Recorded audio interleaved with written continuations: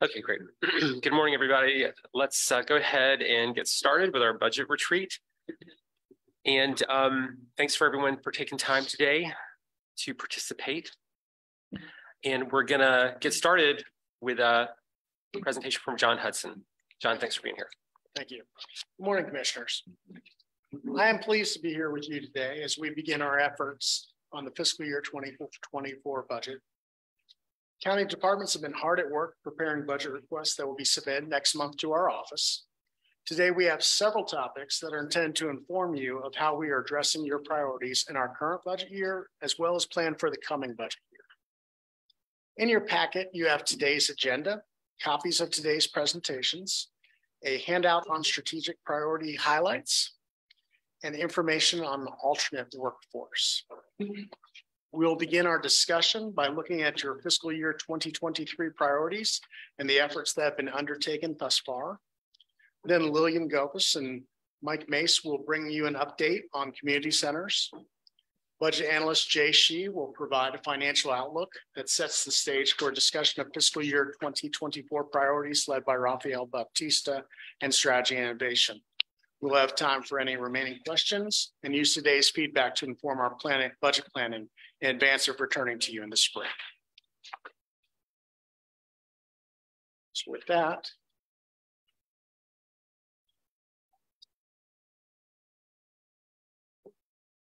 so our first topic today is to provide you with information on your fiscal year 2023 priorities.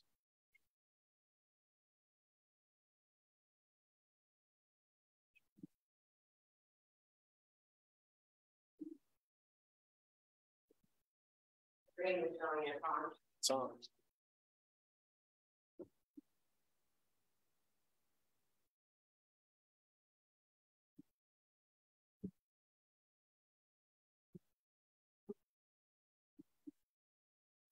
Well,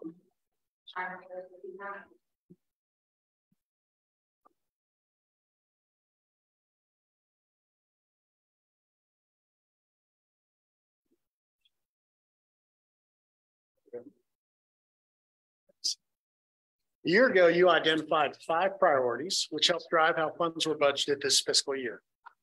Matt Cable will brief us about progress on affordable housing. Rachel Nygaard will discuss early childhood education. Tim Love will inform us about efforts on broadband. Jeremiah Leroy will speak to climate protection and renewable energy. And fellow Mylan Patton is here with Mary Michelson from Human Resources and Jamie Judd from Emergency Medical Services to tell us about developments relating to apprenticeships, or what we are now calling Workforce Development Initiative. So with that, I will defer to Matt.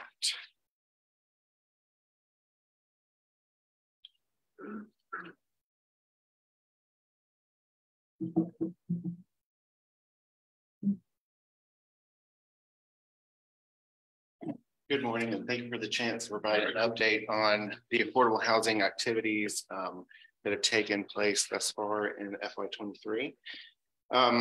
What you have before you on the slide are kind of the 3 significant sources of funding that have gone into affordable housing efforts thus far in the fiscal year, and funding that's yet to be expended. These total to just around $32 million collectively. The first bulleted item are general funds. So that includes the $2.3 million general fund transfer to the Affordable Housing Services Program, which is the primary mechanism that the board regularly funds affordable housing projects. Additionally, in 2023, there were $86,000 that were allocated for an income maintenance caseworker position that would focus on eligibility determinations for housing and rental assistance programs. So those were the general fund commitments that were made. The county has sought and received additional external revenues to advance affordable housing goals and activities, including The American Rescue Plan Act funds, 19 million for emergency rental assistance program that's being handled and managed through Department of Health and Human Services. And then $8.5 million in fiscal recovery funds to support affordable housing initiatives being handled through strategic partnerships. The county has also received North Carolina Department of Commerce Community Development Block Grant funds. There was an award of CD funds in the amount of $900,000 for eviction prevention and utility assistance, as well as a recent award. It was noticed in November that the Community Development Division will be managing for neighborhood revitalization, focusing on home repair. Hey, Matt, before you leave that slide, could you just say a little bit more about the position on the $86,000 in the income maintenance caseworker position? Like what's that person focused on doing? My understanding, and this is not within my department, my understanding of the position is that their focus was on the housing and rental assistance programs with all the influx of grant revenues and the need to provide that kind of support in order to actually get those grant revenues program. Generally, those folks would be funded through federal dollars for income maintenance. However, since we don't have a funding stream to do that work, we approved a position in this year's budget to funnel those applications and provide that service. Okay, I'm just not clear on what income maintenance means. Income maintenance is the general term for Health and Human Services, economic services for those programs like Medicaid and food and nutrition services. So that's the general catch-all phrase that they have for those sorts of economic services programs. So for the folks in the community who are receiving some financial benefits from the American Rescue Plan for like rental assistance or something like that, this person basically just checks to see if they are income qualified for it. And yes, an application process and follows through. Thanks. Now, is that a permanent or temporary position? We added that to permanent headcount. And one more question. Can you speak more about the neighborhood revitalization funds? Certainly. So that grant, if you'll recall, in September, we actually came before the board and requested authorization to go out and seek those funds. So it is a competitive grant application process across the state for non-entitlement communities, meaning those who don't get a direct entitlement of community development block grant funds. We put together an application. There were a number of categories. And through the public hearing process, we identified home repair as the pressing need and a justifiable application. We were successful in receiving the full request. We were noticed November the 9th, I believe, was the date we were noticed. And Department of Commerce, we actually just reached out to them this week to kind of find out about status. We anticipate hearing from them in the next month or so to actually move to setting up the agreement and be able to move forward with the actual project. Can you just review the status of the 19 million for the rental assistance in terms of how much of that is remaining? Approximately. So I would not be the best person to speak to that. We did have an update about the status of those funds. It's several different kinds of allocations, but I think Philip or we'll get that information for you. Yeah, that's fine.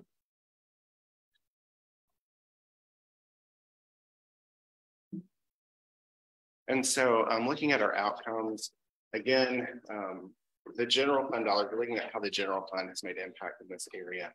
And that is through the Affordable Housing Services Program. So part of the budgeting process, the identification of the $2.2 million were to support these 5 different projects. And what you're seeing here are the organizations, the project name or type, and the number of units impacted. And so collectively, with the $2.3 million in allocation, those were to go to support the creation of 349 new units and 69 emergency repairs. So this is just that general fund allocation and that impact. So a total 418 unit impact.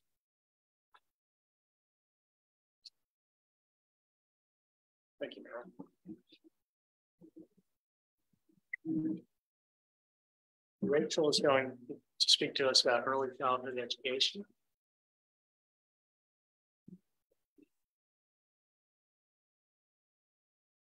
Good morning, commissioners. Morning. Rachel Nygaard here, your strategic partnerships director. We did a pretty in-depth presentation in September of this year, so pretty recently, looking at the state of the early care and education investments, and it will be part of a review specific to our strategic plan, the education focus area within that plan in the coming months. So this is intended just to be a quick check-in about early childhood education in context of budget. As you saw, this was a budget priority heading into fiscal year 23, our current fiscal year. Our major investment in early care and education is the Early Childhood Fund, which is roughly $3.8 million annually. We also have another almost $200,000 of investment in one of our departmental budgets, which is the public libraries, the preschool outreach program, which also supports early care and education. So roughly $4 million total. And you can see on this slide the priorities that have been articulated by the early childhood committee: slots and quality, workforce, supporting families, and enhancing the effectiveness of the overall system. I will remark that among those priorities, the one that keeps seeming to rise to the top and present itself as a critical need going forward is workforce. That's not unique to this sector, but it's certainly very pressing within childcare and preschool and the overall early care and education.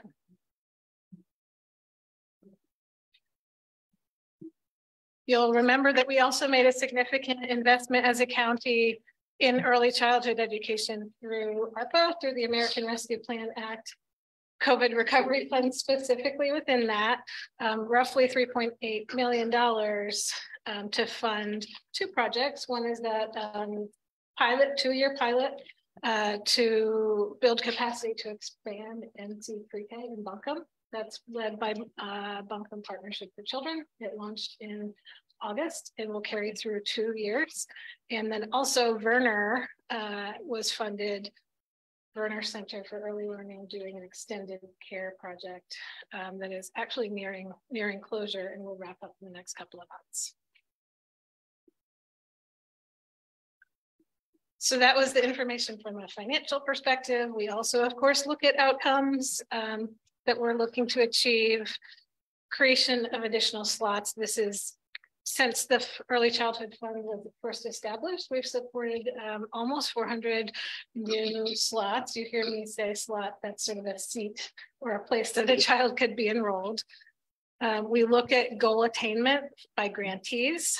The pandemic certainly was very impactful within childcare settings. There were times when those centers couldn't be open, and then when they reopened have been at reduced capacity for lots of reasons, including demand on the family side to enroll their kids, and also availability of the workforce to staff the classrooms. Nonetheless, 71% of all goals were met by our grantees in the most recent closed fiscal year. We also look at a couple system level measures, and we, like I said, have done a deeper dive, and we'll come back to this, but we look at overall enrollments. 51% of children in that preschool pre-K age are enrolled. And so we watch that. We want to see that number rise because participation in the high quality preschool is correlated with kindergarten readiness. And then ultimately we do look at kindergarten readiness, and you heard me go into the North Carolina ELI, the assessment tool we now have for looking at this, and the data we presented in September showed that 69% of kindergartners demonstrate that readiness at kindergarten entry. So we will continue to watch this data over time and keep you informed. Gotcha. I just want to make sure I understand this third bullet. Is that also saying that 49% of all kids of that age and within the boundaries of the county are not in any sort of participate in a formally licensed program? Okay. So they might participate in less formal home-based or something like that programs. But yes, that's looking at an overall community level. I'm sure you guys talk about this on the committee all the time, but do you have a sense of the quantity of seats needed, the quantity of slots needed? Well, target would be to get that number to at least 75%. Another way to think about that is that there would be a slot for every family that wanted, like recognizing that there will always be a percentage of families that don't want to participate. I'm going to defer to Rachel, who's always better able to explain the math around slots. You did a great job. But you know, broadly speaking, there's a need to create more slots that hinges on having the workforce to staff those slots. And then we are also kind of watching this trend that's not unique to Buncombe County of just sort of post-pandemic decision-making among families, and whether we will see or how we will see those numbers kind of continue to move over time. So I think there's a little bit of moving target in that. We've had a lot of aggressive efforts to create new slots, and now are seeing some lag in being able to fill those slots because of the workforce issues. So there's now some aggressive work happening on workforce issues, not just, I think, in terms of the counties thinking about potential investments in the coming year, but also Dogwood has just announced a new round of grants focused specifically on workforce development. I think those are just being publicly announced. I'm not sure we have the full roster of Buncombe-based organizations doing that. And all of the sort of nexus of these questions is very much at the center of the 2-year pilot that Buncombe Partnership for Children is about 4 months into at this point with our support.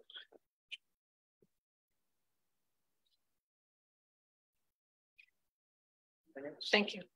Thank you, Rachel.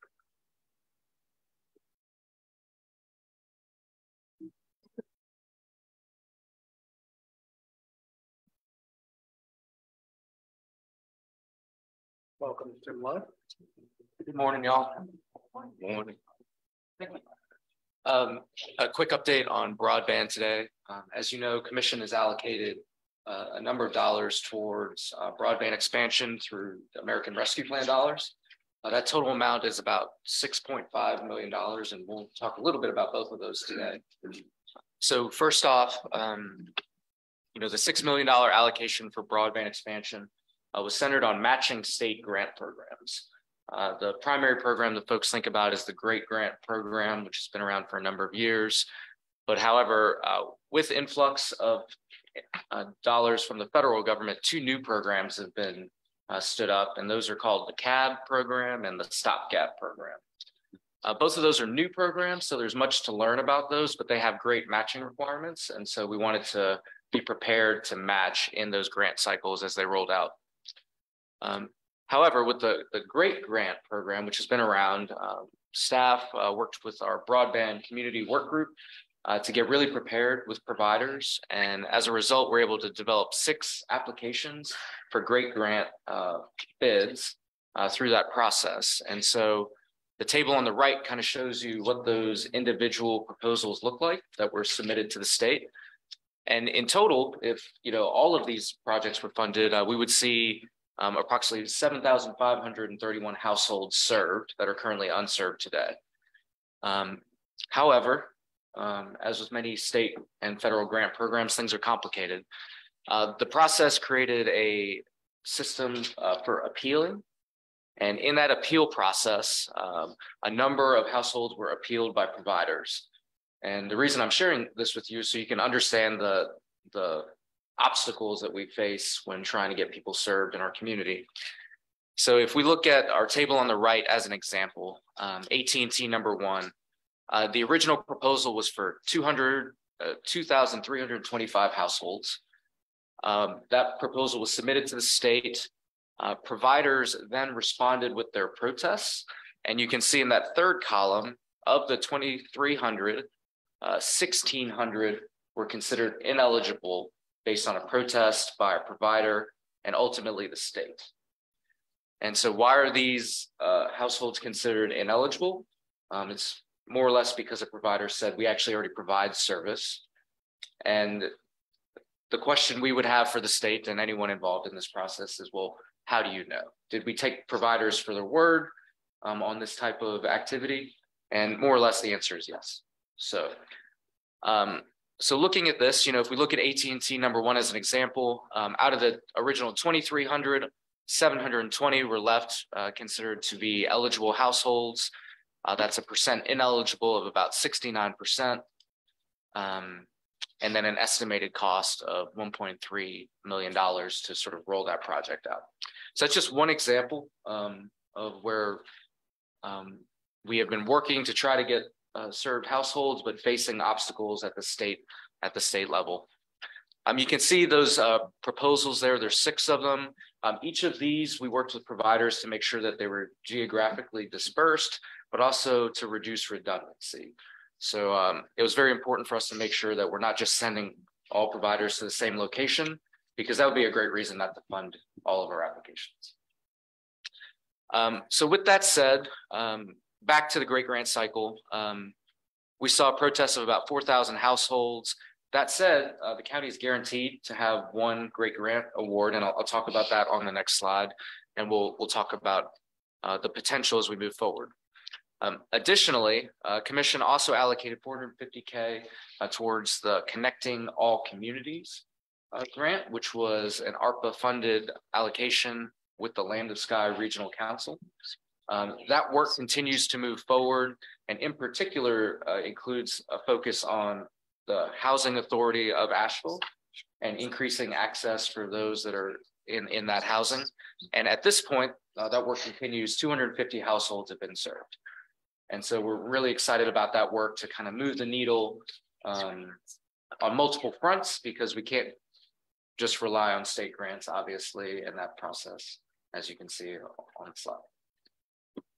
So I'll pause there. I've thrown a lot at you. I know that table is kind of dense, but just wanted you to get a sense of the efforts we're trying to make to get as many people served across the county as we can. Could you just kind of go a little further in the rabbit hole on this ineligible by protest piece? So the original households, what was that assessment based upon? Was that based upon our analysis or reports from property owners on whether they answer this? It's a great question. It's a combination, and in broadband, data is so important, but often very bad. Yeah. And so if we start at the FCC level, that's traditionally been where everyone's looked. This data is structured around census blocks. And if you have one household in a census block, that entire census block is considered to be green, like good to go. Right. Yeah. We know that's completely inaccurate because there's multiple houses in a census block. You can live across the street from someone who doesn't have access to the internet. So we know that data is bad. We worked with our working group to develop our own data set where we basically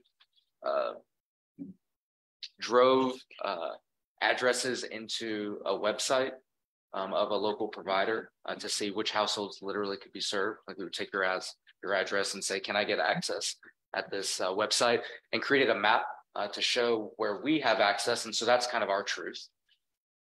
Additionally, though, the Great Grant is a provider-driven process. And so ultimately, AT&T, Charter, Frontier, whoever, came to us and said, these are the households we think we can serve. And that could be based on their existing footprint. For instance, Frontier only has a footprint in the North Buncombe, Weaverville area. And so we wouldn't expect to see them down in Candler.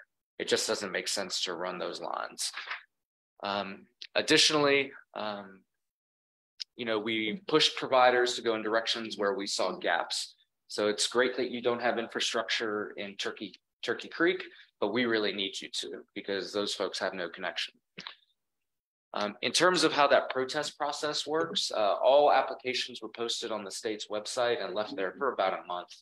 And then providers were able to go access and look and see, and basically say, no, we provide service to that area or that household. The threshold for providing service is that you can provide broadband access at 100 megs to somebody's house within 10 days of them sending a service request. However, the standard for that appeal was not judged by that threshold, if that makes sense. There's no one going behind on these protests and saying, Commissioner Beach-Ferrara, did you request service? If not, did you actually get service? There's not that level of detail. And the reason why is because that would take a ton of time for the state. So we get it. But my point in all of this rambling is that we believe a lot of those households that have been protested were protested unfairly. But because of a lack of ability to do the due diligence, lack of resources, those households will continue to go unserved. The last point that I'll underscore, and I'll get off my soapbox on this. If you look at the original households that were proposed, you'll notice that there's a big provider on this list, the third one, who was only able to come up with 200 households that they thought they could serve in our community. Whereas the other providers who are not as prevalent in our community came up with another 7,000 households. And after the protest process, we still had 3,700 households that were deemed eligible that one of our largest incumbents didn't touch. And so my point in this ramble is to say that there's an incentive to play defense in this process and not necessary to play offense and to be really aggressive in expansion. And so for that reason, I think we need to continue to be aggressive as we can be with the state and locally on this issue. So, Tim, I would like you to stay on your soapbox for a moment because this is really important, right? We have been working hard. Our staff has been extremely diligent on this, and as well as that broadband task force. And this whole process is going much slower. And can you speak more about that? Like, you know, why we've not been able, I mean, it's great Frontier did get the great grant, but can you speak more to what's delaying us being able to do this work that we've committed to doing? That's correct. So with so much money on the line and market share on the line, there's a lot of tension between incumbents and new providers and new, not just like new technology, but new in your area. And so what we've seen, or what we've heard, I should say, is lawsuits have been filed against the state on this issue based on the appeals process. And I don't have much in the way of details of what's in that, except to say that it's putting much of the process on pause until that litigation works itself out. And so we understand the risk averse nature that the state has taken, but that's part of the reason why this is progressing so slowly. And is it accurate to say because of those lawsuits, right, it's on pause, so we're not proceeding? We were expecting to hear about our next round of great grants here in December. It also means that Frontier probably doesn't have a contract from the state, which we had expected to happen in December. That is correct. The Frontier contract I'll get to on the next slide, but in the Great Grant Program, there was about $450 million across the state, and that money has been allocated in multiple rounds. There's about $80 million left, and we are actively championing to get another one of these great grants for one of these remaining proposals funded, and we'll see how that goes, but all of that is on pause. And I hope that we'll learn more tomorrow. Commissioner Wells and I are on the Association of County Commissioners Broadband Task Force and hope to hear an update tomorrow. Isn't another part of this too that nobody's talking about, but the providers in Raleigh and in Washington have a large amount of lobbyists that they pay well and they earn their keep.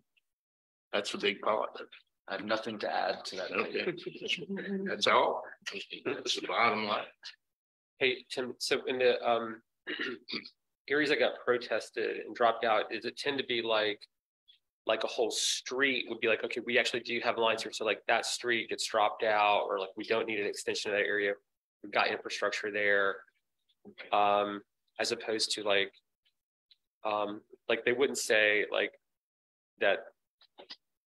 So it's basically like where they're saying we do have infrastructure there, basically, right? And so once they kind of claim that, does that mean the scope of the project as originally envisioned, where there would be extensions, is basically being scaled back? Correct. Yeah, that's correct.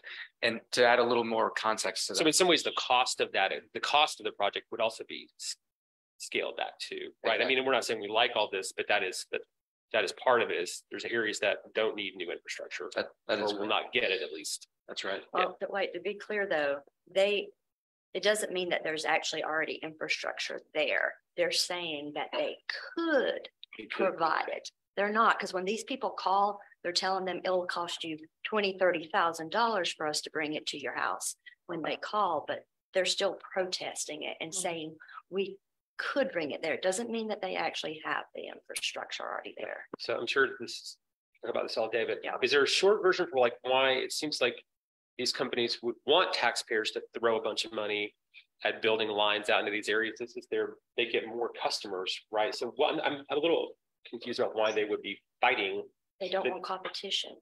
But wouldn't it be competition that they would extend like in their area some more more customers for them in a lot of cases? So the ones protesting it are protesting the ones who would be competition. So there are other providers not on this list who would want to come into the market? Potentially, yes. And it could be some of these, somebody on this list can be protesting others because it would be coming into their, what they consider their area. So they're saying we've already got that. Yes. They don't want competition. Yep.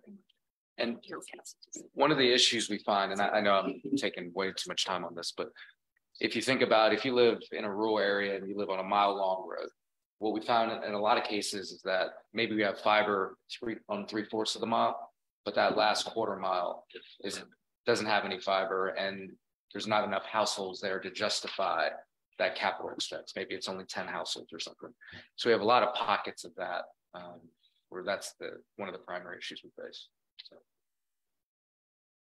All right. I've got one more slide and then I will vamoose, and this is hard to see. But so there is good news, and I don't want to just pretend that the sky is falling. So one great grant application was awarded, and that was to Frontier Communications LLC. This project will serve approximately 1,000 unserved households.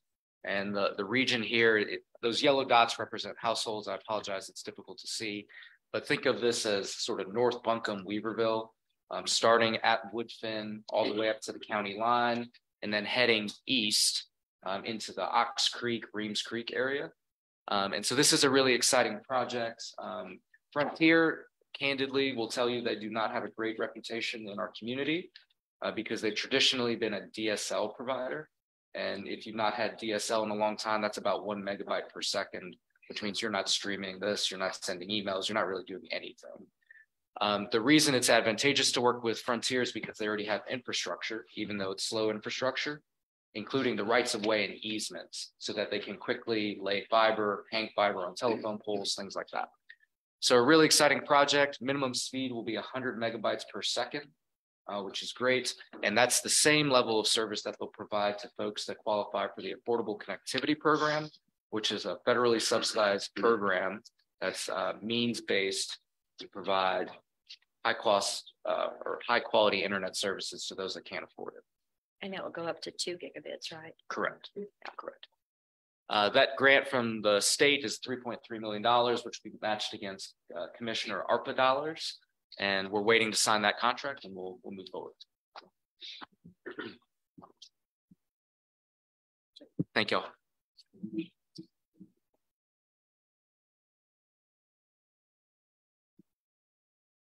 Jeremiah is going to join us. Good morning, Commissioners. It's great to be here. I'm excited to talk to you about some of the climate protection and renewable energy initiatives that we've done over the last year. In fact, just last week, we received bids on 5 new public solar projects. That's 4 new Buncombe County schools and 1 county facility, bringing the total number of solar projects to 46, which far and away puts us ahead of everyone else in the state in local government solar installation. So it's something we're very, very excited about. In addition, we purchased the county's first 4 fully electric vehicles. If you were fortunate enough to go to the what was that? She's she's excited. Oh, okay. I didn't mean to interrupt. No. You preempted my statement, because I was going to say, if you were lucky enough to go to the holiday parade, you got to see yours truly driving one of those electric F-150s, and it was definitely the highlight of my year because I have been waiting for that truck for a very long time, and maybe someday I can afford to buy one. So it's very exciting. Obviously, we've got our sustainable fleet policy in place, and the board adopted a resolution to make that sort of a permanent thing for us so that we could start moving towards the transition to zero emission vehicles. Supply chain issues, across the board with vehicles are certainly a challenge for us, but we were able to procure those first 4 and are crossing our fingers that we can continue to procure many more in the future. I'm going to skip a bullet, and because it's just for continuity's sake, we're also obviously installing EVSE, that is electric vehicle supply equipment. That's just a nice way of saying charging stations at multiple public facilities to sort of start to facilitate that shift to zero emission vehicles, so that as we continue to procure these with each new year, we are prepared for where and how we continue to make sure we have the ability to charge these vehicles. We're also just wrapping up an electrification and storage study for county facilities. That's essentially, we're trying to be very forward thinking in this process. Obviously, we have big renewable goals and we're very excited about those goals. The next big step for us, once we've sort of finished putting solar where it makes sense and where we have the ability to do so, is really looking at fully decarbonizing and going carbon zero. Right? That's the ultimate goal here. And the way we do that is by getting off of fossil fuels, electrifying our facilities, and potentially looking at the opportunity for battery storage at those facilities as well. So we're in the process of finishing up that study, and I am looking forward to submitting the results of that study to our environmental subcommittee here in the coming months. Obviously, there are a lot of other projects that we're doing there with some local fiscal recovery funds, in addition to all of the things we've got going on in our department.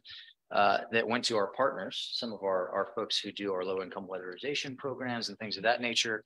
$250,000 to the Greenbelt Alliance for clean energy upgrades for low-income households. Essentially, what that is primarily doing is like heat pump replacement for low-income households, in addition to the $1 million for renewable energy solar on volunteer fire districts. So that's a project that is just getting underway. I've had about a dozen fire districts say that they are interested and ready to go. And we're scheduling assessments of those facilities in January after the holidays. Any questions? Your third bullet, the study, is that going to provide some sort of recommendation for every county building? Just about. Okay. Yes. So it's related to HVAC, regardless of whether there's solar on it or not. Or... That is correct. So it's essentially, what is it going to look like? We did it like baseline scenarios, right? So you've got a facility. If it's got solar already, that's great. If it does not, what does it look like still to just do electrification, just do storage, or do both? And it factors in mechanical, plumbing, various things you would have to do to essentially fully decarbonize a building. Yeah. That's very exciting. That makes me very happy. Yeah. And we did the best we could to be able to put numbers to that. Obviously, you never know exactly what something's going to cost until you go through the process to bid it out. But we've got some what we feel are pretty reasonable cost estimates for each of those facilities as well. Yeah. Thank you. You're very welcome. Thank you. So now I'm going to invite up Mylan Patton to discuss workforce development initiative.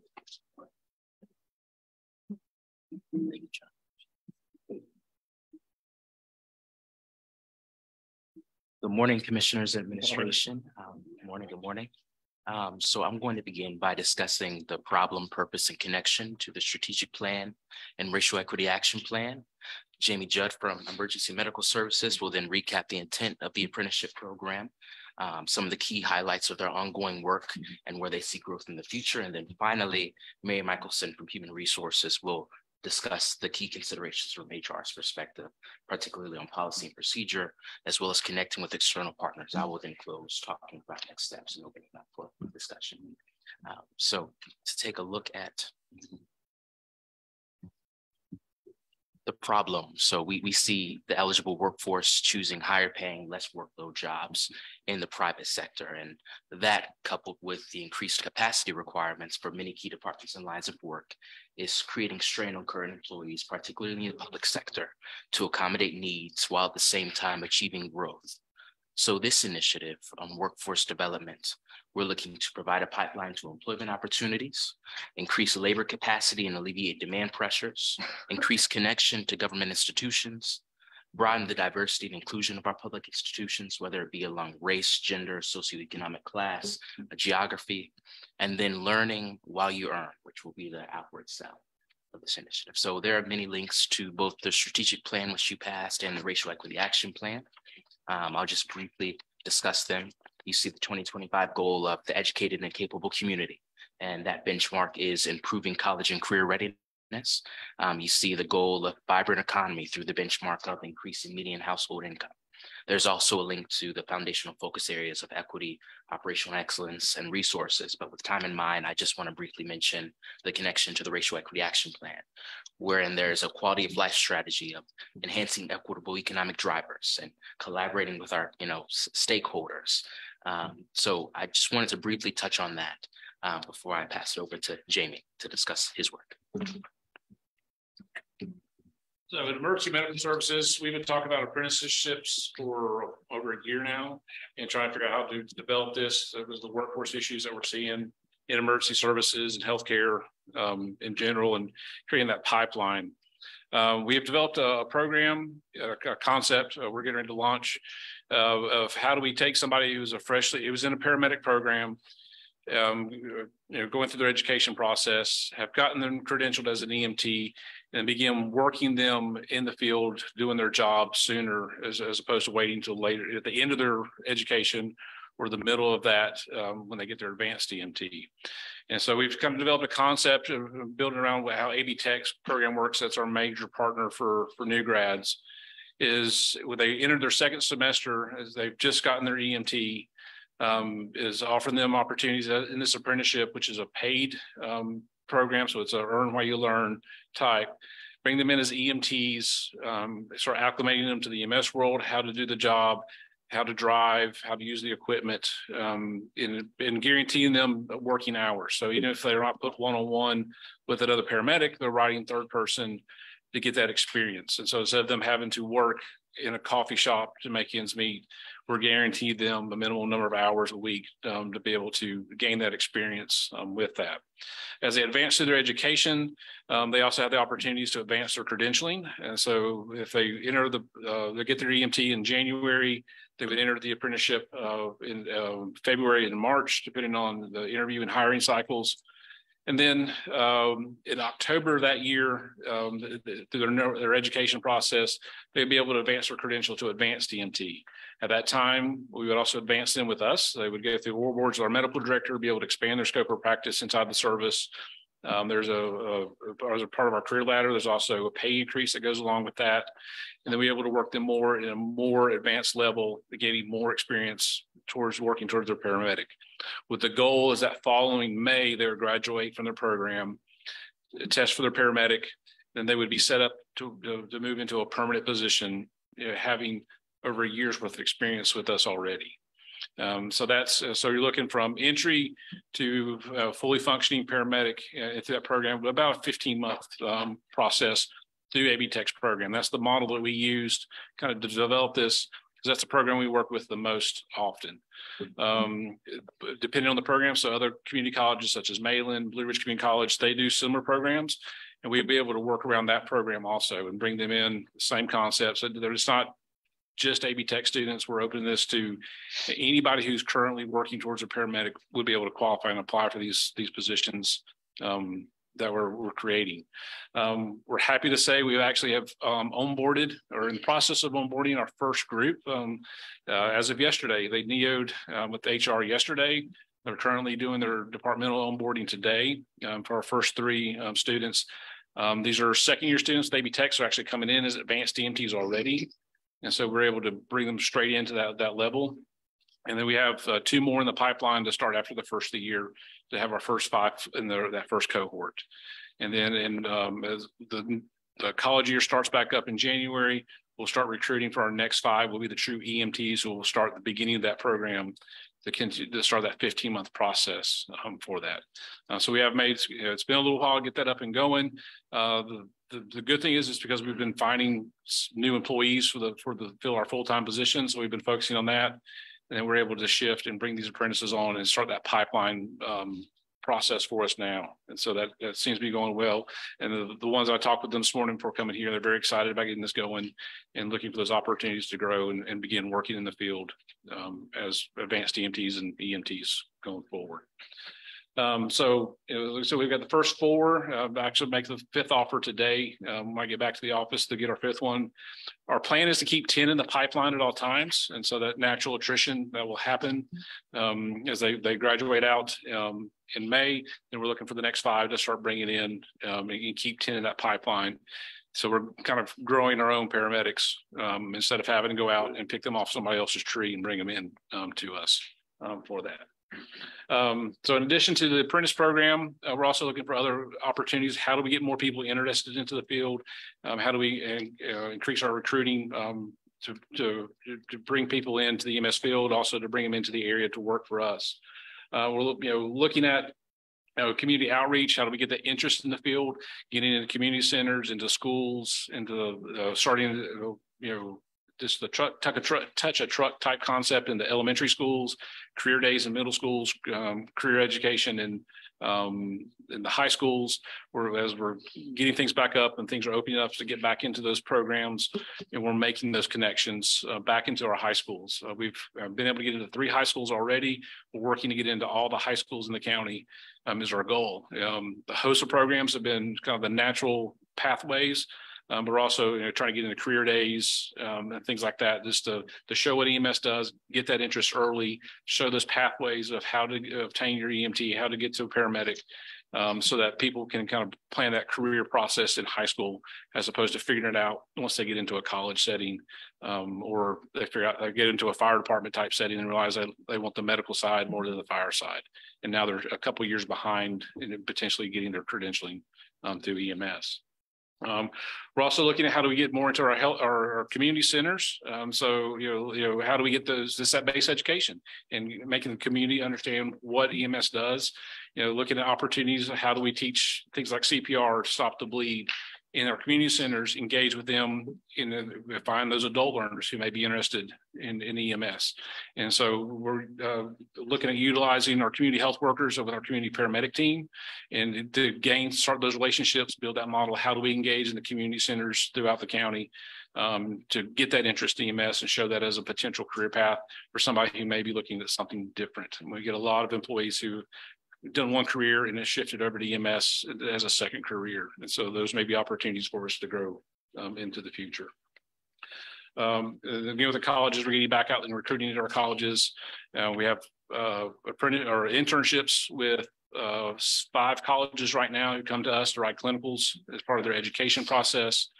So we're expanding those out, trying to get into more colleges to offer not only to recruit, but also to offer internships into the future. Other things we're working on, kind of as we expand this out and get this built, is one of the things we've talked with AB Tech about and have toyed with is how do we start offering EMT classes in the high schools? How do we take those 17, 18-year-olds through in their senior year and credential them as EMTs, prepare them to move into a paramedic program, being a little bit a step ahead. And so, how do we do that? How do we partner with AB Tech as the initial education body to provide that training? And how do we, take that into the schools, sort of like the fire departments have done with the Firefighter One Academy at Owen High School? And so, how do we do that similar concept with EMS and offer an EMT? We've been looking at EMS Explorer program. So this is kind of a community outreach program where, similar to the Boy Scouts, Girl Scouts of America, it's law enforcement, fire has these programs. They come in, learn about the job in community service, get to experience things, put hands on the equipment, do some ride-alongs, and kind of grow that interest and start in middle school through high school with these programs. So what will it take to stand up an Explorer program in the future? Again, to build that interest into the career with that. Our hope is, as we build out these programs, we would help diversify our workforce. That's the big challenge in emergency services and healthcare, is how do we diversify? How do we look more like our community? And it's a challenge that we've had for quite a while. We think these programs, getting into the schools, engaging sooner and showing these pathways will help bring diversity into the future for us. And, again, a strong foundation, they get interested from the get-go, they're invested, they continue forward into the career path, and it helps create a pipeline for future employees that we need to bring in not only to EMS, but the healthcare field in general. And a lot of EMS employees advance into healthcare and will spend 5 to 7, 10 years in EMS before moving into nursing or med school. And so that creates that pipeline for everybody going forward. I'll just say this is very exciting. I'm really excited about the apprenticeship program. And can you tell us a little more? It sounded like for the high school, I was just trying to envision like what that looks for like for a high school student who's, say a senior and they're interested on this career path? Right. So what we would like to do eventually is be able to offer, just like a health occupation class is an EMT class. So you come in and your scheduled class for that block is EMT. And so we go in and teach the EMT curriculum. It would take about a year through the high school program just because it's only an hour and a half a day, 5 days a week instead of 4 or 5 hours a night for 2-3 nights a week, like a Con Ed program is. So that would be the model. Look at taking it into the high schools. How do we build that, and then be able to take that around to the different schools and the logistics and things are the things we're working with AV Tech to figure out. But also, how do we sponsor if they're able to do a Con Ed class over the summer? How do we set those opportunities up and advertise that and engage? We're seeing, my child goes to Inca, and a lot of their HOSA students reported they're interested in paramedicine. And so we jumped all over their HOSA program, took a truck out there, and they ended up spending all day talking to students. Not just the HOSA, but the biology class saw it. So the AP biology class came out and looked at the mannequins, the airway, and so we get that interest that way. So we think if nothing else, presented it in some form, whether it's a presentation in HOSA or a full-blown EMT class, we start building that interest and showing that pathway that's not easy to find if you're not looking for it. So nursing's easy because you see nurses everywhere. EMTs, you don't see them as much, and paramedics. And so how do they see what the career field does sooner in their high school education, middle school education? So we start pointing them down that path. This is the things you need to be doing. You need to be science heavy, you need to be math heavy. And so that you're prepared to enter the program for going forward. And there's a good model in place, like you said, with the firefighter one, right? Owen and Asheville High, that you can start to model it from right there. So that should hopefully make it easier. I do have a question, Jamie. This is really terrific. I'm really excited about it for a lot of reasons. But I'm curious, we know statewide community college enrollment is on the decline. Mm-hmm. Are you seeing any of that impact with the 3 institutions you listed in terms of being able to recruit for the apprenticeships and then, thinking long term of being able to hire? Yeah, what we're seeing, again, AV Tech's the partner we work with the most, is their initial interest. And so the ones that are interested in applying to the paramedic program, they're actually having wait lists. The challenge is they may start with 40 that first semester. They're finishing 10. And so 2 years later, when they're graduating, only 10 are successfully completing the program. Some of it is the students don't quite understand the preparation is, but a lot of it is, especially when they hit that second semester and enter the paramedic curriculum, is if they're not visual learners, it's harder for them. So that if they don't get the hands-on experience, it's more of a challenge. So our thought process with getting them in that first semester of the paramedic curriculum is if they get to see and do the things they're learning in class as they're learning them, as opposed to waiting till they're not hitting the truck until they're 3-4 months into their education, it makes it those visual learners, those newer learners, they will engage quicker, understand it, and our hope is we'll turn out more paramedics from the backside of AV Tech, making it more paramedics available to us or to other programs in their area. Sure. Sure. And Blue Ridge is running paramedic classes just about year round. And so I think the interest is out there. Is just the throughput. Again, programs tend to lose 40 to 50% of their initial students. This through natural attrition. Which and then that's in this spinning cycle of trying to fill vacancies. Right. And then as educators, we talked about that back in the spring of, how do we increase our throughput, and get people to be more successful getting through programs. So it's something that at a state level, educators are looking at and trying to fix also. Thanks, Jamie. I'll echo that excitement about this. And I wonder if there's been some thinking as we think about this pipeline of whether we have the ability to provide tuition assistance and support and kind of develop sometimes they're called like core-based models or public health service-based models, where in exchange for tuition support, a person serves in a community for a given number of years. So there is a program through the state that EMS falls under that does do the tuition forgiveness after 2 years of service for a government-based agency. So they can apply for that. So there is a program that around the community college side What kind of participation are we seeing in that? It's a competitive process, and so we're going against 100 counties. So there's a limited number. There's been a couple that have gone through AB Tech that have gotten that, and they've gone to I don't think they've come to us, but they've gone like to Madison, some of the northern counties, the poor northern counties, able to get their college expenses forgiven by working with those county services. So there's some out there. There's some scholarship programs that have been established through AB Tech to help offset that. Nice thing with the community college system, if they're affiliated with an agency and it's through a community education program, it's 100% paid by the state. And then we do provide educational support. So if they need books, materials, we as a service will provide those even to our current employees. They could take a class, we provide the books and materials for them as part of our normal operating budget. Thanks. I didn't know about any of that. As this moves forward, it would be great to dig in a little bit more and see what current utilization looks like among Buncombe County students of that program. And something we've seen in the early childhood space is that even when these great programs exist, sometimes it can take a few extra steps to support people in figuring out their eligibility, enrolling, staying enrolled, and being able to fully access the benefits of a program. But it seems if a program like that is already in place to support this kind of pipeline, that's really great. And I'd just like to keep that on our radar screen about whether that's something you might want to encourage participation in, or otherwise make sure folks are taking full advantage. And making sure that they apply through the FAFSA. About 2/3 of AB Tech students qualify for federal financial aid, which makes a big difference.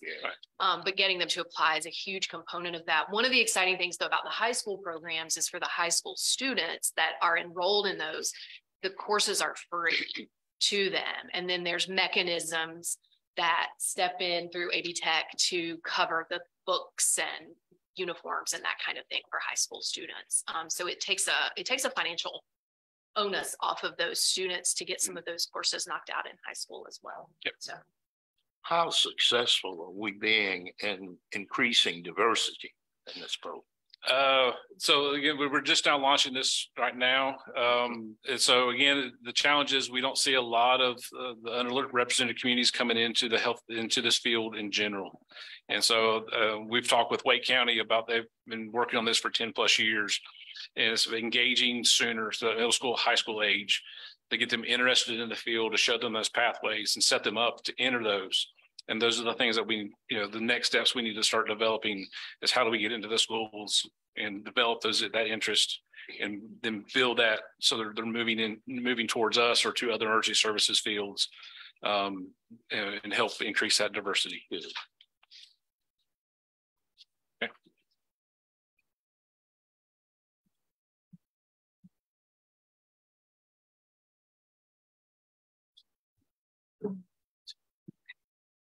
So I'm here to talk a little bit about the HR aspect of the work of an alternate workforce.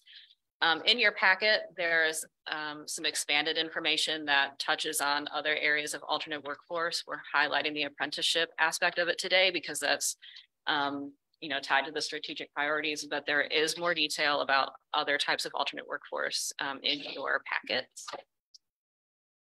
So from an HR perspective, alternate workforce for us is anything outside of our regular or grant funded positions. This can be anything like an apprenticeship, an internship, fellowships, or volunteers. And they vary in the way that the positions are paid or sometimes unpaid. Those can be through payroll, contracts, or grants. And as we've heard a little bit already, they often rely on community partnerships for success.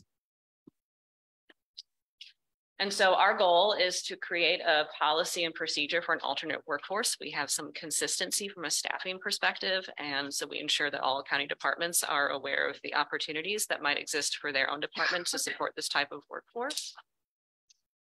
We also have to make sure that we're creating a consistent way to hire and create a classification structure that also allows for the consistency for all the departments. In addition to our own internal practices, we have to ensure that we are complying with state and federal wage and hour compliance. For example, there are very specific types of work that can be done if you are in an unpaid internship. That's different than what could be completed as a paid internship or a fellowship. For us, it's important for us to consider this as a pipeline for employment, both from the hard to fill positions, but also we see some departments that have a retiring workforce that don't necessarily have staff that are ready or members in the community that's ready to jump in and move into those positions. So for us, this is also a way for us to consider some succession planning. Even if we don't have succession planning within the county department as is, we can look into the community and consider that part of our succession planning. I think it's also important for us to highlight the ability to expose youth or community members to work in local government. I think sometimes people have an assumption about what is government work, but as we can see, there are so many different types of positions that, you know, like general services or electricians, I think people kind of miss out on the opportunity to contribute to local government by not recognizing the types of positions we have available. And so one of the things that we have started doing some research into is something called a registered apprenticeship. This is a nationally recognized version of an apprenticeship, which incorporates the on-the-job training plus the educational component. The benefit of this is that with a registered apprenticeship, we partner with an organization called Apprenticeship North Carolina. They create the registered aspect of it. It registers the apprenticeship program with the community colleges and also the Department of Labor. And if someone completes a registered apprenticeship program, they receive a journey worker certification that's nationally recognized. And they partner with us to create the competencies expected for the apprenticeship program. Also help us outline the amount of time or hours that would need to be completed as part of the registered apprenticeship program. And they also provide some opportunities for us to access additional funding to support, establish, and maintain an apprenticeship program. In the packet, I think this is really relevant to the conversation that was just happening. They also support something called a pre-apprenticeship. And a pre-apprenticeship essentially is a program that we can design that's similar to an internship. But if a student completes a pre-apprenticeship program, they get a certification also. And then if they then continue into a registered apprenticeship program, the registered apprenticeship program is free. The educational aspect of it is then free. And so that really speaks to our need to be able to get into schools sooner and have access to the pre-apprenticeship option, because then their ability to obtain the educational aspect of that apprenticeship is paid for. There are also opportunities through the registered apprenticeship program for adult learners to receive funding to return to school. And so I think that's something else that is a benefit to us when considering a registered apprenticeship program, is that we are opening up our opportunities for that financial support to participate in a program like that. We mentioned a little bit earlier also with the presentation from EMS, but there are a number of possible external partnerships that we can establish to branch out into not only apprenticeships, but other types of alternate workforce, like the internships and fellowships. We have existing partnerships with AB Tech or other educational institutions that are local. We already have a partnership with the CALA program through the city of Asheville. Apprenticeship North Carolina, as I mentioned, is one that we've recently started working with and have consulted about a few different possible departmental tracks that might be possible matches for that. The high school systems, the CTE or work-based learning options, and then a number of other opportunities for us to not only look at people who are newly entering the workforce, but those who might be needing to look into a different career option, such as vocational rehabilitation. And this might actually be your slide, so I'll pass that over to you. But does anybody have any questions about the HR aspects or the internal work that we have to do to make sure we create that structured support for not only the apprenticeships, but the other types of alternate workforce? So what's the timeline on when you expect to have this up and going? Well, that's a great question. You know, I think that we have the the pilot work that's happening with EMS right now, which I think will be really telling for us as far as a time frame. The apprenticeship NC program itself, we have to provide them information about our internal work, the competencies that might need to go into that. There's a lot of advertising that would have to happen. We have to still create our internal policy and procedures for that. And then looking into, you know, how do we advertise? This is an application process. And then how long would they be here? So if we had a application time frame of X, would they be here for a year, 6 months? So there's really a lot of work that has to go into creating the structure that we need. And then, you know, really finding a good fit for the county departments to make sure that what we do create is successful. So I don't really have a great answer to an actual time frame, but there's a lot of work that has to be done still at this point. And I'm guessing if you're putting this much thought and everything into it, then once you get this, the plan is that you're going to continue this for many years, so that you have this type of program, right? And throughout the county, not just in one department, because we have vacancies that are hard to fill in several areas. So I wanted to make sure we have that base across the organization. Okay. September. Okay. Thank you. Well, it's very exciting as well. It sounds like a wise way to be moving.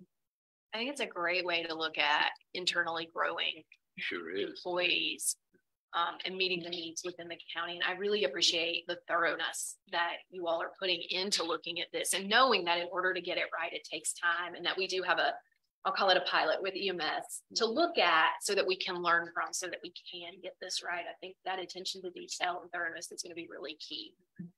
Yeah. As we move forward. One thing, I could talk about this all day, but I won't. One thing that I think is really interesting about the registered apprenticeships is that even existing employees can hop right in and they'll give them credit for both any of the outside educational work that they've done, but then also their on-the-job experience. So that way someone, even if they're an existing workforce member and they would like to advance their skill set, we could help support them through that. And they still, at the completion of that, get that journey worker certification that's nationally recognized. And what a great way to show folks that are already here how they're valued. That's great. I agree. Yeah. Thank you so much. So just to briefly discuss next steps, I know that both Mary and Jamie have gone into it. We want to finalize that countywide program structure. We want to collaborate with our stakeholders. Even when looking at Commissioner Beach-Ferrara's comment on seeing what's already out there, we look at partnerships with the Chamber of Commerce and their Accelerate Buncombe initiative. They're going to hopefully be adding the EMT certification to that whole agenda. So providing another pathway for tuition assistance, looping in with what's already there. Again, finalizing the program structure, as Mary just delved into, creating the engagement plan with CAPE to ensure that we're reaching targeted communities and effectively meeting the purpose, tracking economic impact and outcomes from tracking pay, comparing it to the AMI, comparing it to median incomes of major industries, and importantly, comparing pay to what they may have been making, whether it's reduced amount or zero. We're able to tell the economic story both short and long term of this initiative, not just keeping folks in Buncombe County, but keeping their spouses, their children, potentially their grandchildren. It's a generational thing. Then lastly, exploring opportunities for growth. As Avril said, many departments have expressed interest. It may manifest itself in an apprenticeship, a fellowship, an internship, but again, it's learning while you're doing it. So that's consideration. There's no more questions. We'll continue to go into this. Thank you. Thank you. So are there any questions about how we are currently funding your priorities? Good job. If not, we'll move forward to our update on community centers.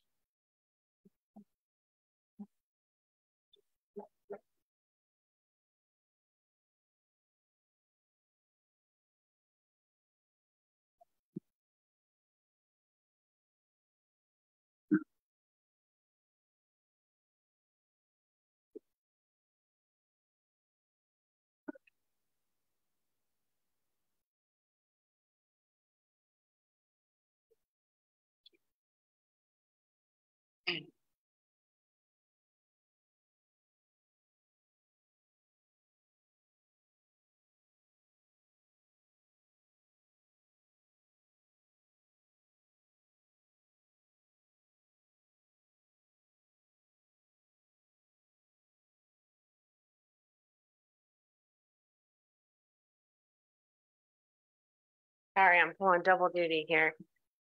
So Mike and I are here to chat about our community centers. Not here with us is Allison Danes, who's a big part of this work from our Parks and Recreation Department, but we're going to try to muddle on without her. What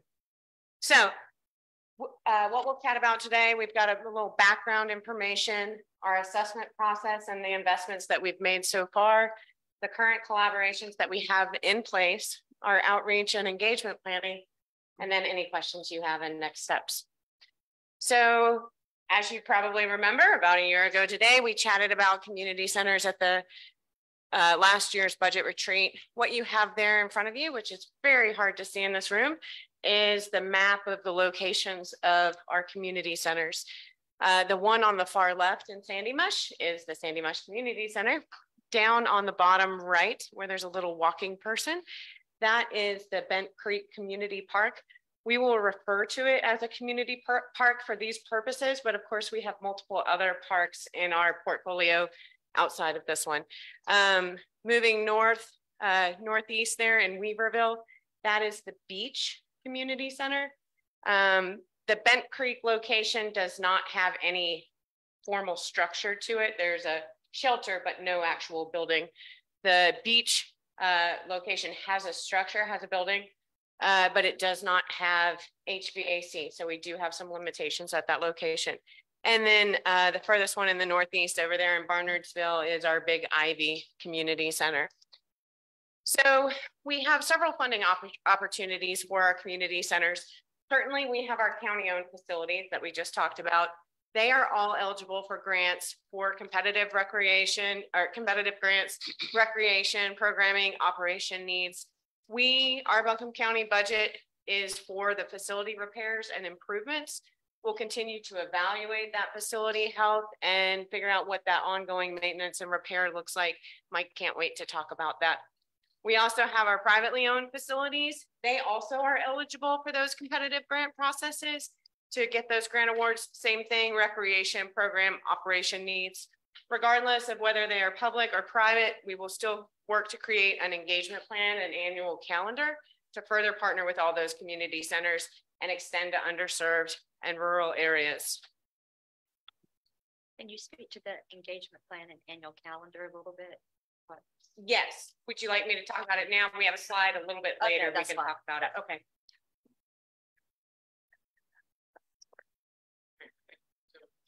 Kicking off on the purpose of this, so they can be your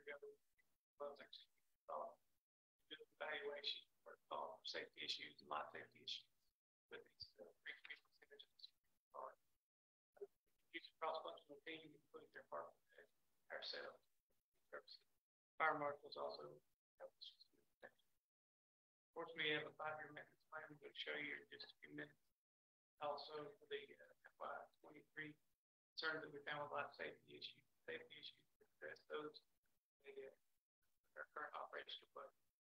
For FY24, mentioned plan funds to address any of those the further issues I'm getting ready to show you.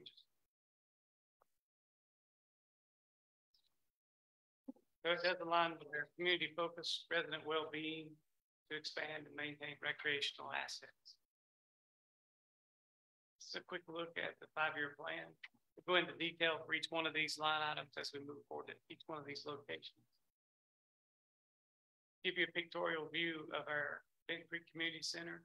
This is actually the shelter that they talked about. It's really not a building, but more of a shelter, more of a place that you can go have meetings, picnic and things like that. There were roughly $67,500 worth of identified needs at this facility. We've already addressed electrical issues in shelter.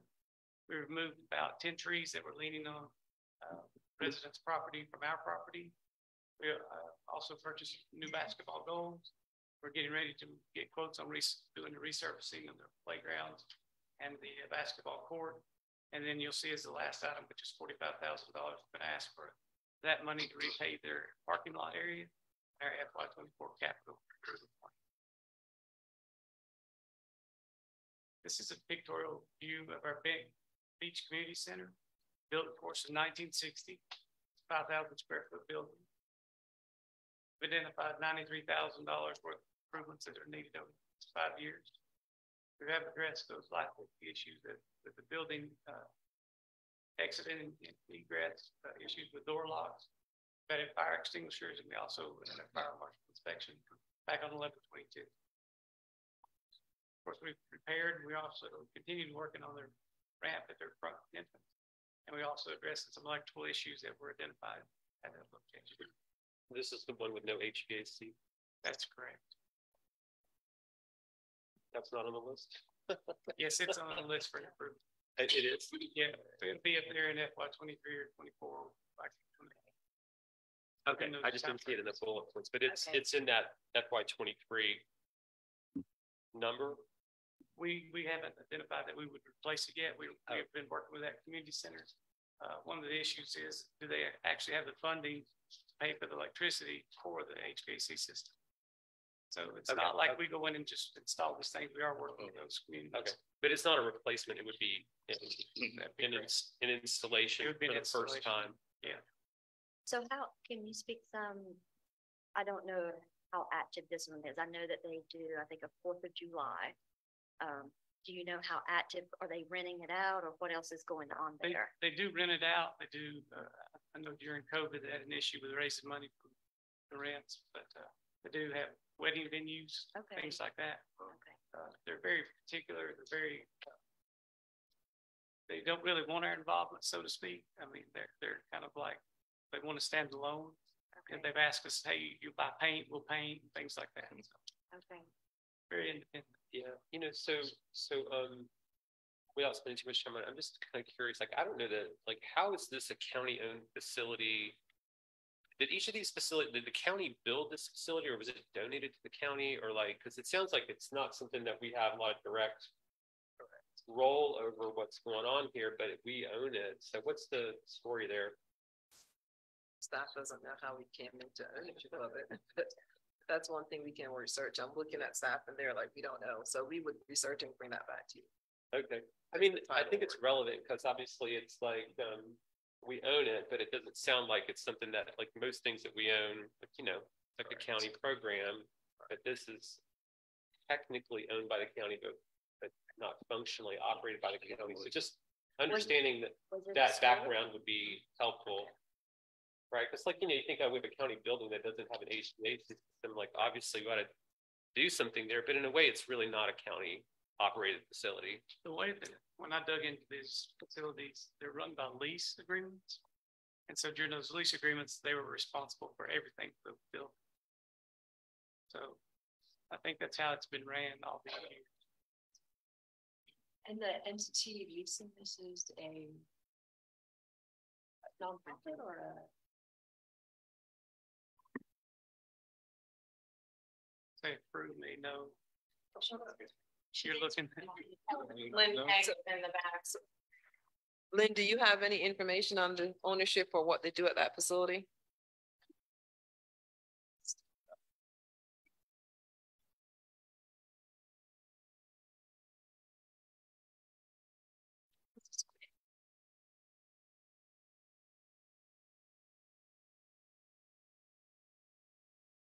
But Buncombe County Schools donated it to Buncombe County.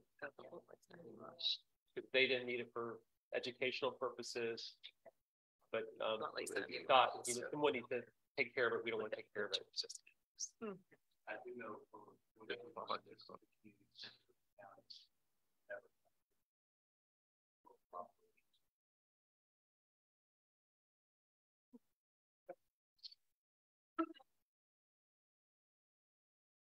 Their Sandy Mush Community Center, of course, it's really 5 times bigger than any community center we currently have. Of course, it was built in the 1920s, kind of like our courthouse, an old building, old structure. Try not to focus on the bar numbers currently. Been working on replacing exterior broken windows, sidewalk repairs, electrical issues, installed new LED lighting in the gym. We've also established a long-term capital plan for this building.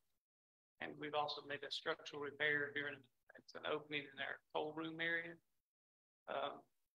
Some of the big hits you see in FY 24-25 is basically taking all of the exterior windows out of that facility, replacing those, doing brick and mortar tuck pointing, actually weatherproofing the exterior of that building. Over in FY 26 and 27, we see another big hit is a new roof install.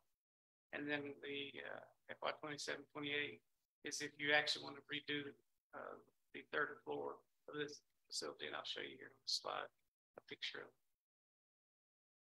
Upper left-hand corner, you can see the third floors have a lot of water damage, a lot of plaster needs repaired. Exterior building gives you an idea of what needs to happen there. Window sills need to be replaced. A lot of structural cracks that are on the building that need to be addressed. So I can speak to that one. I would say I chatted with the folks at Big Ivy and Sandy Mush this weekend. Like with that one with Sandy Mush, I think, because I saw those numbers when I looked at it, and clearly some of those are very large numbers. I think, staff could sit down and with the community and prioritize. Clearly not all of that would need to be done. Like, because when I asked them, they had no idea what those numbers were. Right. So there's clearly would need to be some sit down and prioritize with that, because they're functioning on those first two floors, and those first two floors they're highly utilizing for their youth programs and their food programs and all of that. And they did really appreciate the beam that you mentioned. You all did that. I think that was what, 20,000 or something you put in there. And so by you doing that now, they're applying to Golden Leaf to go in and do what else needs to be done in there. So that's the type of thing that's very helpful, where there was that structural thing that was handled. And now they're going out and seeking other funds to do what they want to do in that space. Yeah. So that's beneficial. But clearly, yeah, when I asked them about those numbers, I guess you went and did an assessment, but maybe not sat down with them going over. Yeah. And it would also be, as we think about like those future, capital investments, so I'm sure Carrie knows all the ins and outs of what's going on here all the time, but it would be helpful to have more information too about what is, because again, like the county owns this, right? And there's probably some history behind this one too, around like, it was also a school. The Buncombe County Schools also donated it to Buncombe County, right? Because they didn't need it anymore, but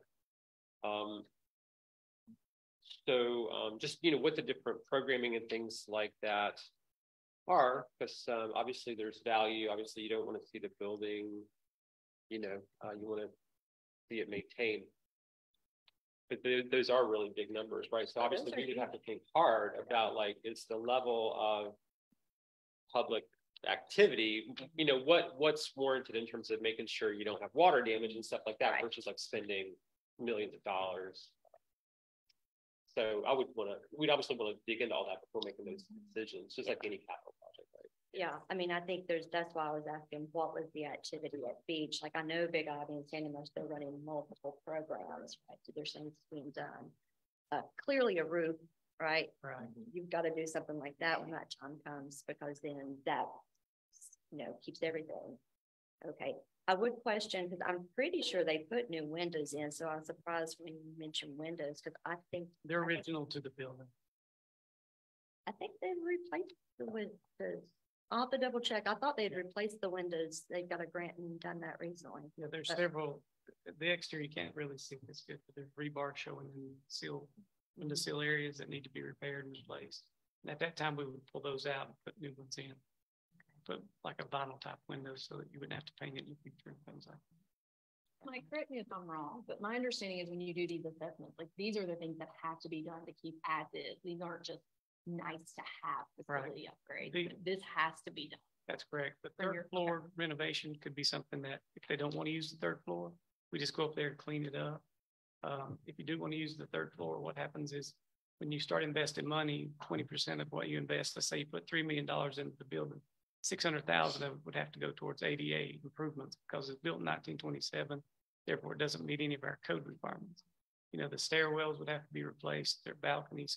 There's areas that you have, balconies or handrails that are not at the current height they should be. So there's a lot more that goes into this repair or upfits. than just, let's remodel the third floors. But if you didn't do the third floor, it wouldn't trigger those requirements? It wouldn't. It would not. On the question I have, I know it's an old building, built in 1927. Yeah.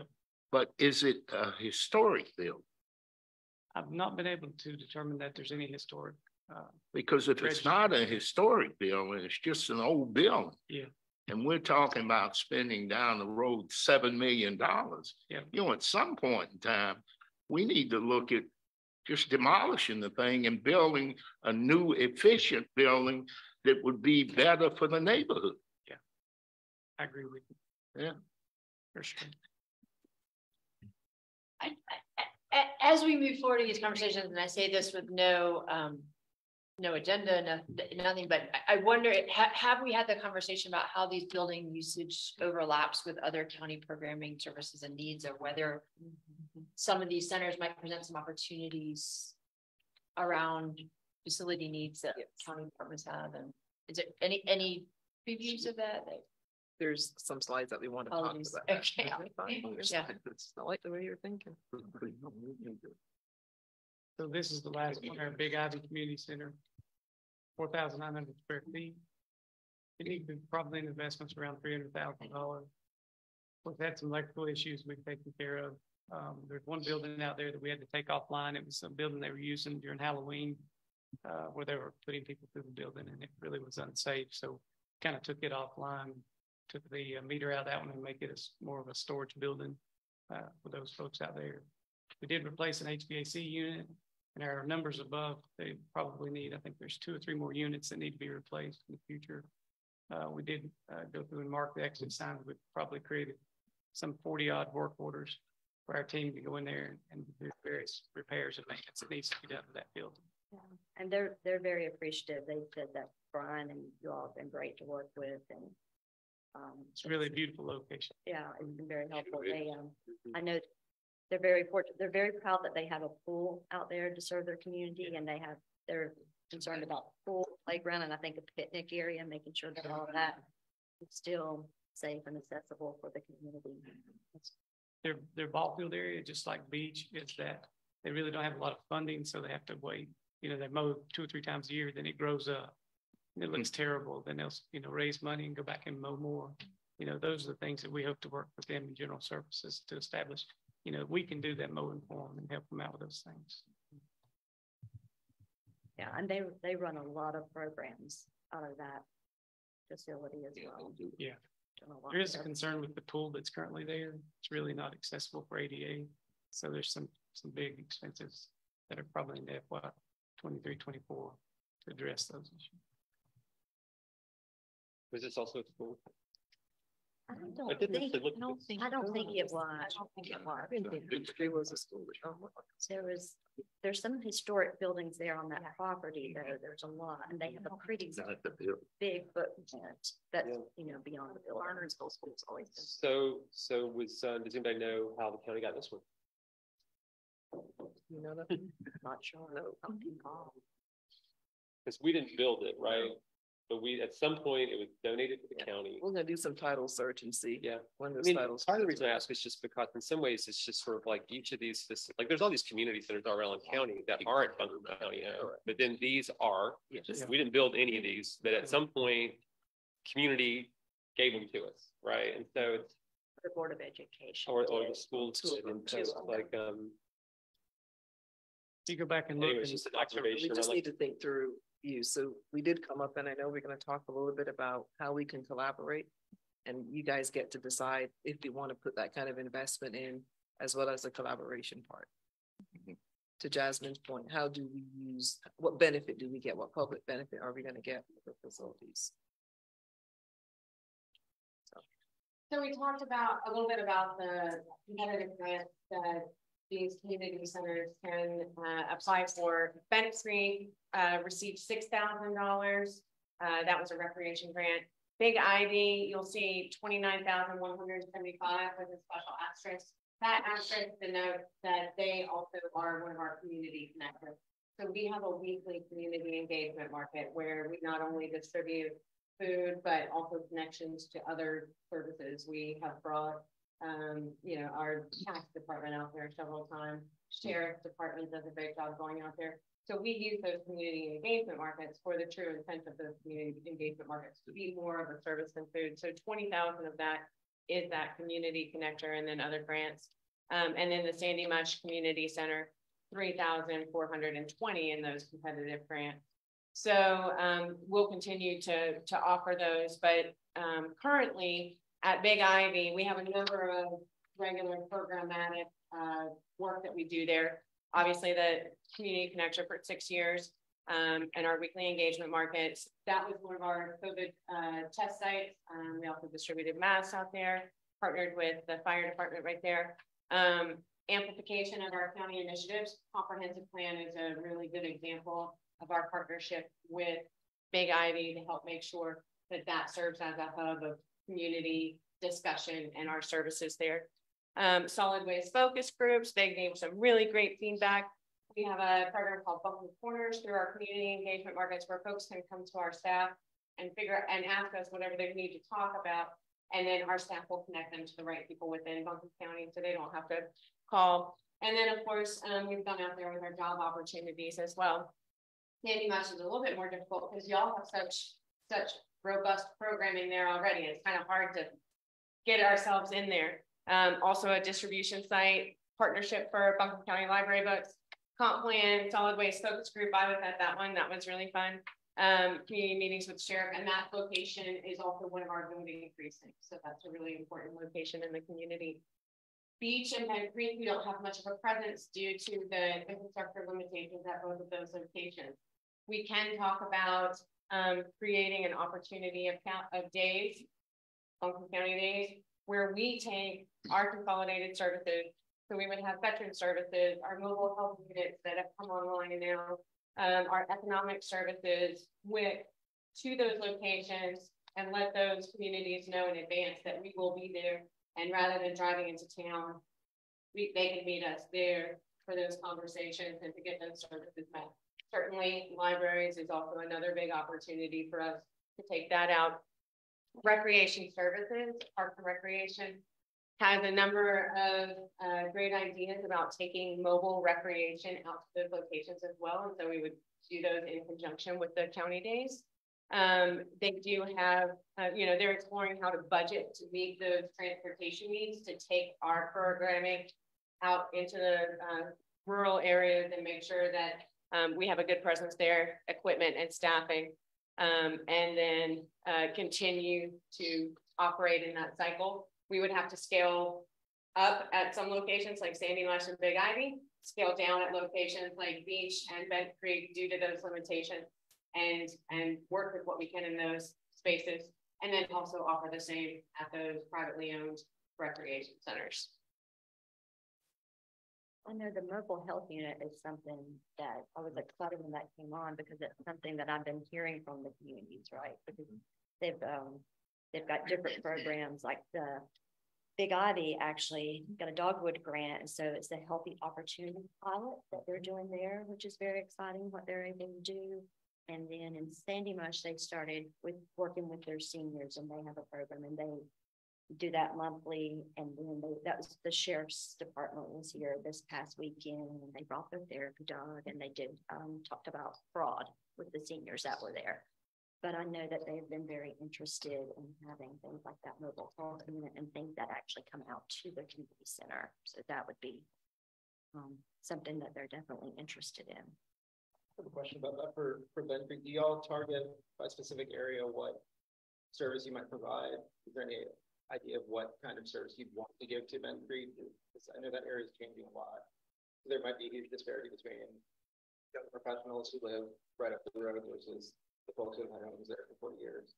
Our team has been working with public health and specifically the mobile health unit so that communities can help to pick the services that are most important to them when they come out. And we can expand that to also include, you know, the cadre of recreation services, library, et cetera, so that we meet the needs and we don't just, you know, show up with our entire party and they only want to talk to one component of that.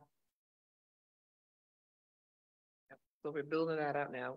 And the sheriff is here, but one thing the sheriff has mentioned several times is going to this district model where he would want to land in place in those districts that he can have officers, deputies to spend the day or show up. So I know that's one thing that we want to build into our model as we talk to these community centers, especially the ones that we own. How can we make sure there's space for that sheriff deputy to have a landing spot when he's in that district? So I'm not sure if you want to add anything. Our viewers here. Thank you. Okay. So thank you. Is the mic working? Not in the okay.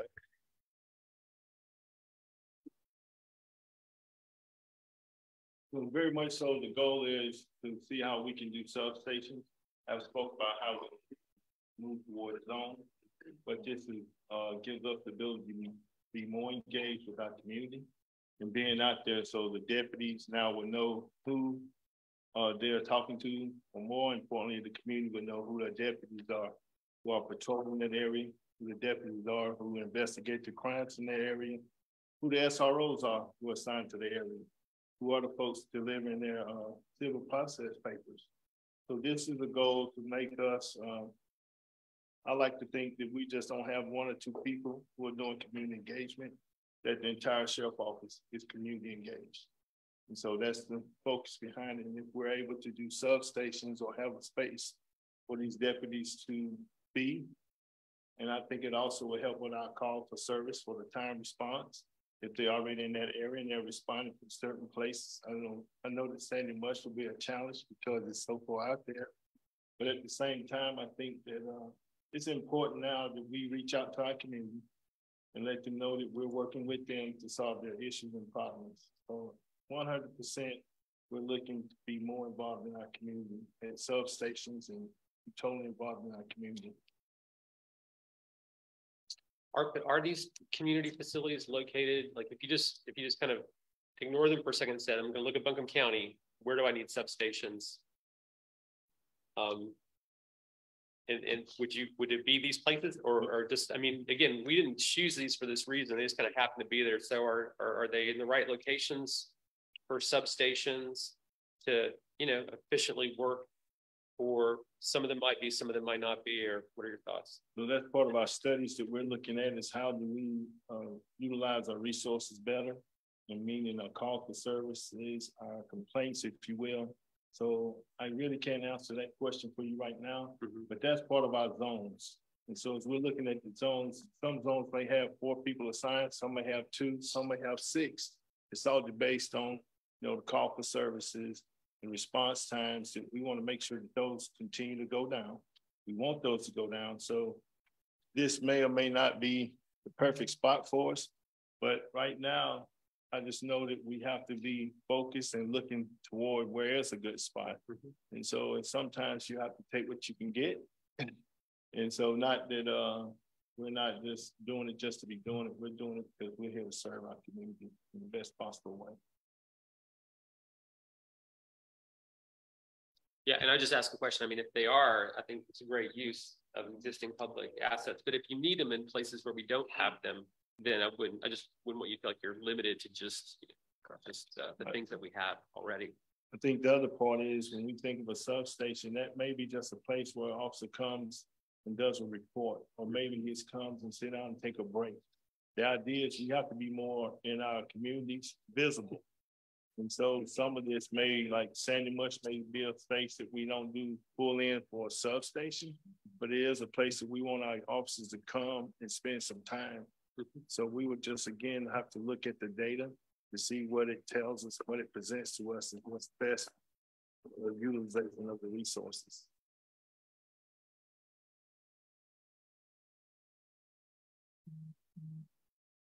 I may have missed it from before. Do we have, or can we get a subsequent report about how much traffic there is at each place so we can wrap our minds around that?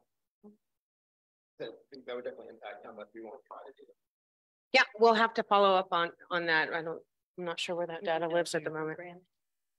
No, the sheer number of people that are.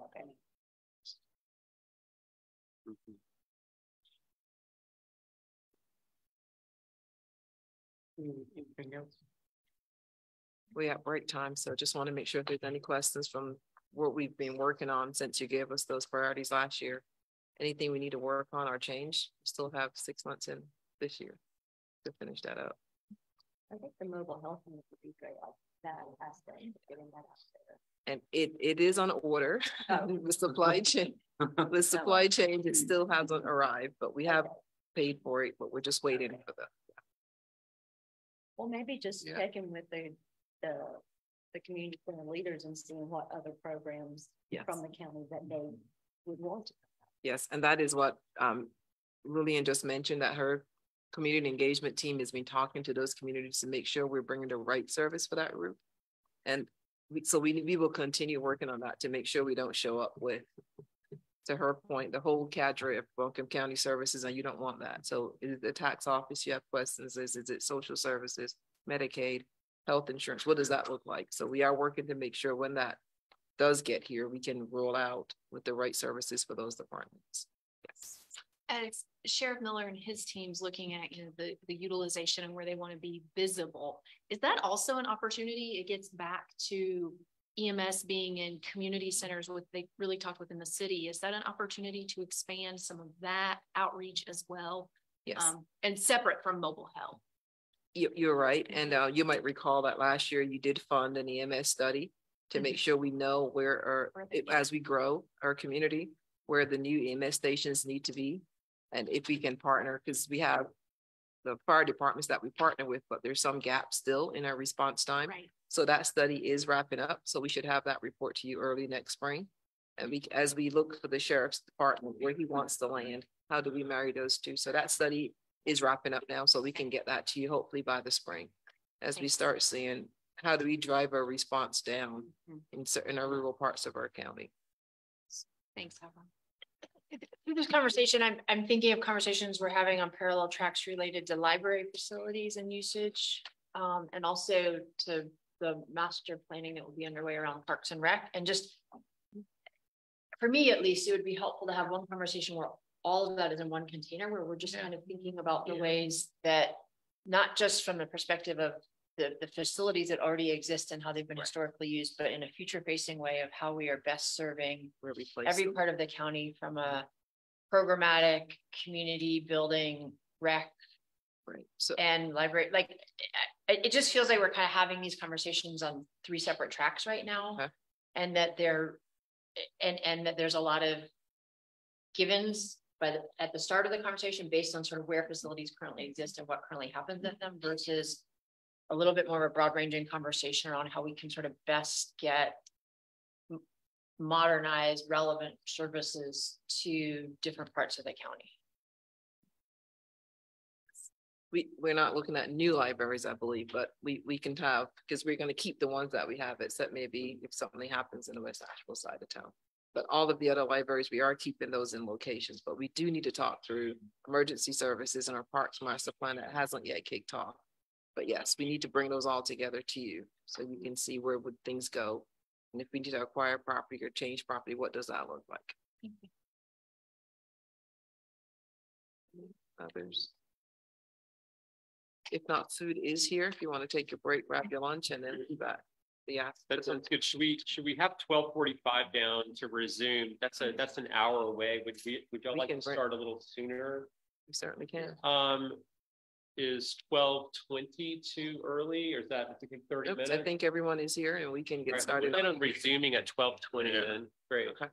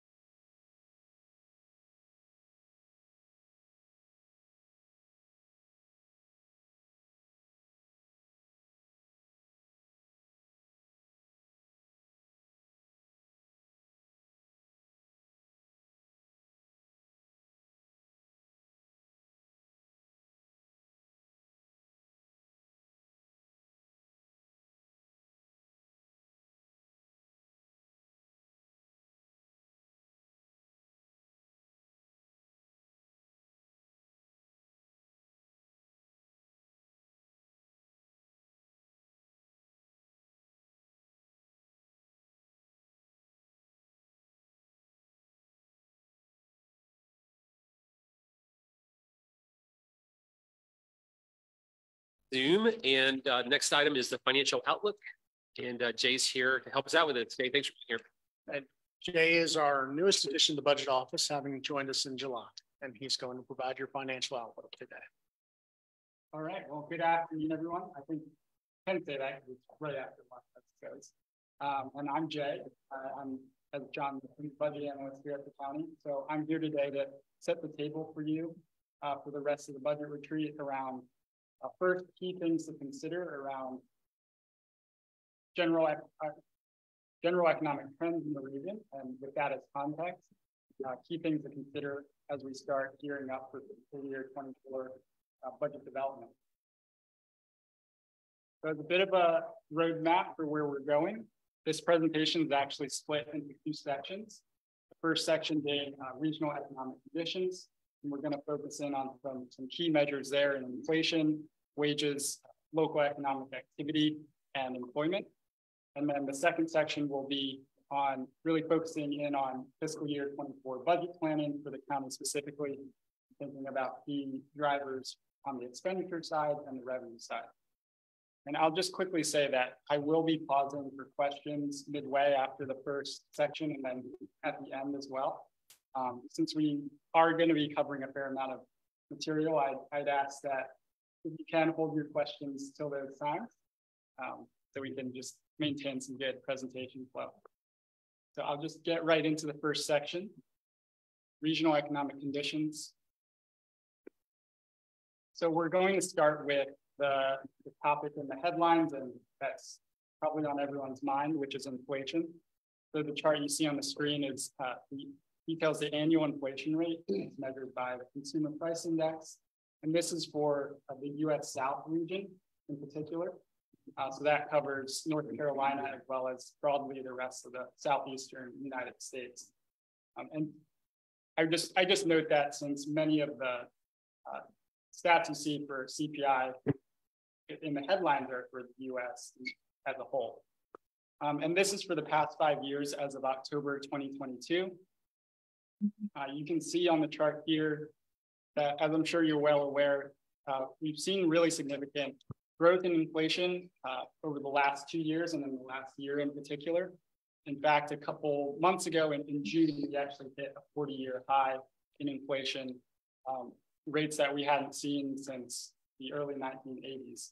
And it's trended down a bit since that time. As of October, it's 8.1. We actually got just today a new CPI report. I know this is actually around 7.7 current for November 2022. So it is trending down in the last couple of months. But I want to just quickly note that that doesn't necessarily mean that prices are going down. That just means that the rate in growth of prices is slowing from where it was a couple of months ago. And prices are still continuing to rise.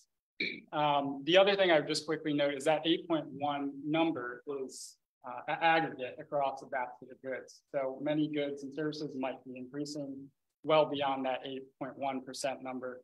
As an example, I think about the price of eggs. So the price of a dozen eggs is actually, it's around $3.40 average across the US. A year ago, it was $1.80. So it's almost doubled in price. It's a nearly 90% increase. And I think that's just important to keep in mind as we consider impacts of inflation and how that might vary depending on one's spending needs and habits. So to put inflation into further context, I also think it's important to consider how wages and earnings are growing as well in the area. So this shows average hourly wages. This is for the Asheville MSA, or the Metropolitan Statistical Area, I should say, which includes Buncombe, Haywood, Henderson, and Madison counties as well. And this is for the past 5 years as of October 2022. You can see in the couple years before the pandemic, we saw, stable, but fairly stable growth in wages.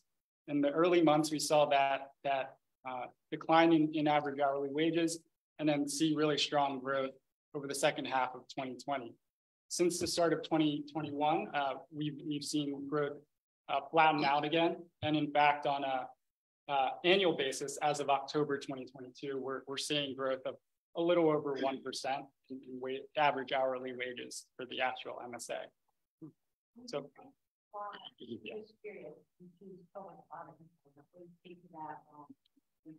yeah, so the total private employment, essentially it's because that's the highest level of information where we have the data available for average hourly wages. If we look at total non-farm, we're not able to see average hourly wages in this data set.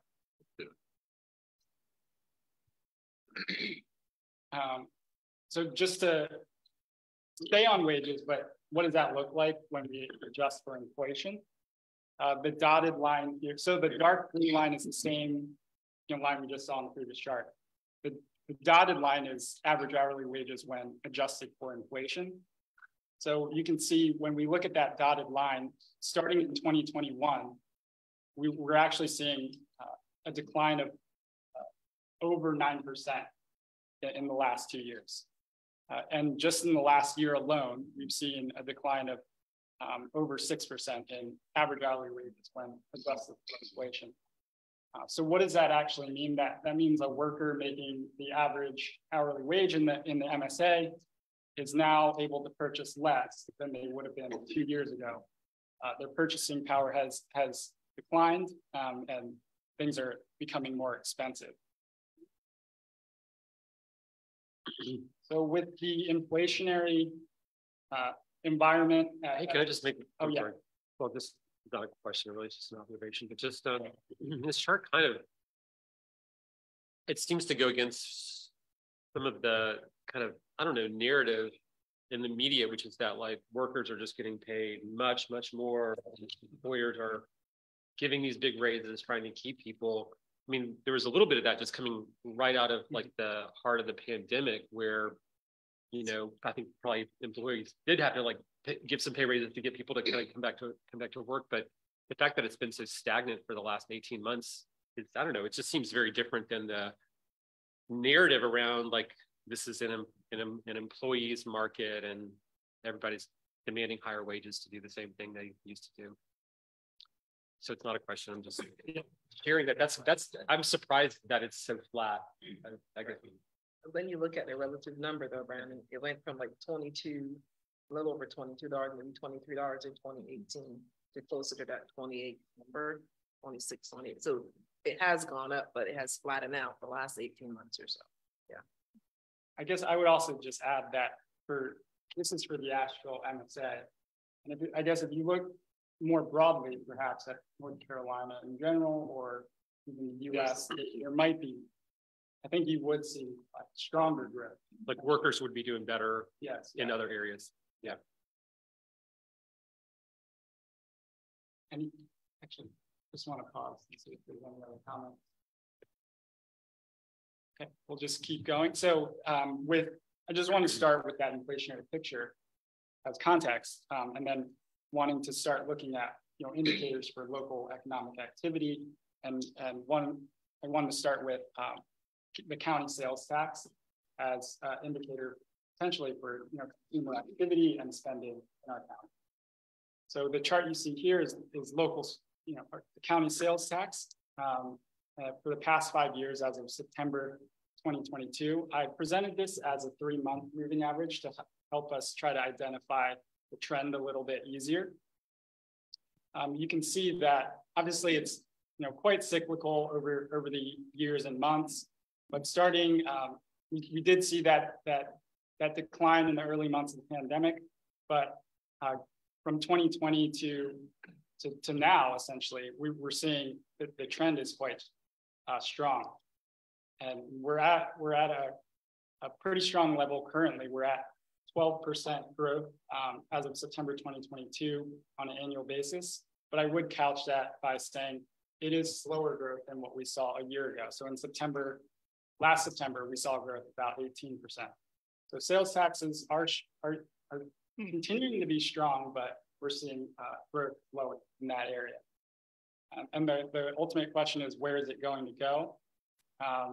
With inflation, with prices remaining high and the Fed, raising rates, it sounds like they're probably going to raise rates tomorrow as well. Can we expect that to continue, or will there eventually be an impact on consumer demand and spending?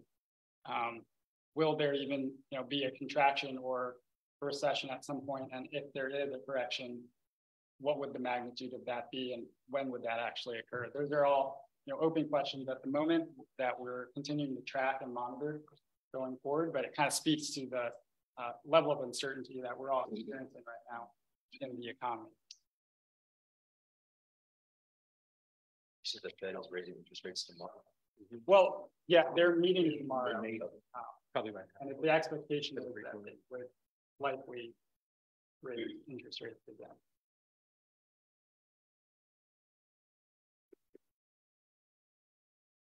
So the next indicator we want to look at is permits for new construction as a bit of a proxy or indicator for how new construction activity in the county. So the chart you see here is the number of new permits for new construction on a monthly basis over the past 4 years as of May 2022. I've also presented this as 3-month moving average to help us identify the trend more easily. So you can see here, again, like sales tax, quite cyclical month to month, but starting in 2020 through 2021, obviously there is some cyclicality there, but I would say that overall the trend is the volume in permits is increasing over that time period. When you get to the start of 2022, we do see a bit of a pullback there, a decline in the volume of permits for new construction. And as of May 2022, we're actually seeing on an annual basis a decline of nearly 25% in permits for new construction. So again, that there goes back to the question of where is this going to go? Like I was mentioning, prices are remaining high. The interest rates are rising. Will this trend continue into the future? Are we already seeing the impacts, I suppose, of inflation here and rising interest rates? That's, again, speaks to the uncertainty that we're experiencing and in the local economy. Because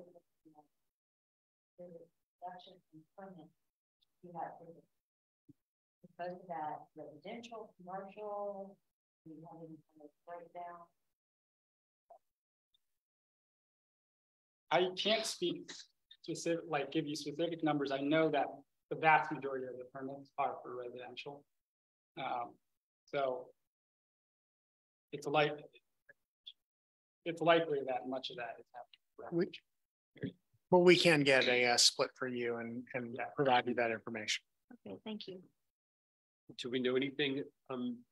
What's the trend since May? Yeah, so this is the most available data that we have. So it would be interesting to know what's happened, because we know that even since that time period, we saw in June, we hit a peak in inflation, and then also the Fed has raised interest rates since that time by nearly 3%. And so it will be interesting, to see what impact that would have on demand and new construction. But that is the latest information that we have. It doesn't tell the full story, it's kind of a snapshot. Interest rates are fighting. So what you're seeing is that decrease that's mainly affecting on single family permits. We've still got a lot of large projects in the pipeline. So for instance, sorry.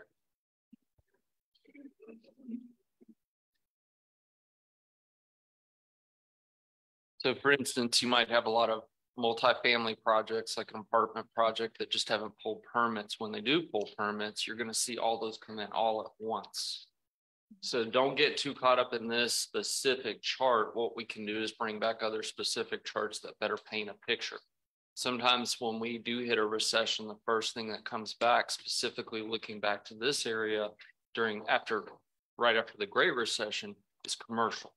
So you're going to see a lot of more commercial permits. But I think what this is telling you is it's mainly speaking to residential and single family because that's the most impactful. They just don't have that bang for the buck when you're going and trying to get a mortgage. Thank you.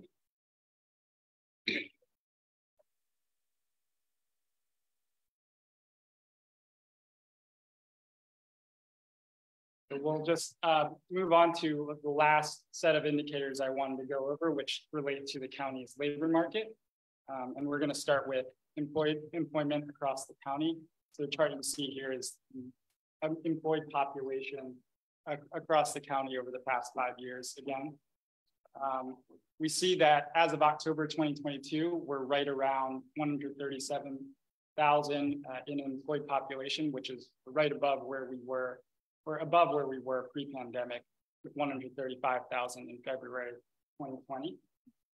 And that's after the deep losses that we saw in the employed population in the early months of the pandemic. And we saw strong recovery in the second half of 2020 through 2021. Since the spring of 2022, we've largely stabilized around the current level that we're at. So around that 137,000 in employed population, which matches essentially the highest level of employment we've seen across the county. So we also want to look at the unemployment side. So the unemployment rate, this chart shows the unemployment rate for Buncombe County as well as the state overall, which is shown in the dotted line here. This is again for the past 5 years as of October 2022. Currently, as of October 2022, we're right around just over 3% unemployment, 3.2%, which is a little bit above where we were pre-pandemic, 2.9% in February 2020. And we are below that of the state, which is currently around 4%. And that largely follows historical patterns, as you can see from 2018 to before the start of the pandemic. That relationship did flip in the beginning of the pandemic, given our economy's greater reliance on tourism and hospitality, which were typically the first jobs to go once lockdown began to be mandated and enacted. And once those kind of the recovery started in earnest in second half of 2020 into 2021, we saw that relationship revert back. And I'll say that as of start of 2022, we've largely stabilized around the 3% unemployment area. And that essentially matches the lower limit that we've seen in unemployment over the last 20 years across the county. So overall, in terms of the labor market, it does appear quite strong, where we have an employed population above where we were pre-pandemic. Unemployment is around 3%, which is quite low historically.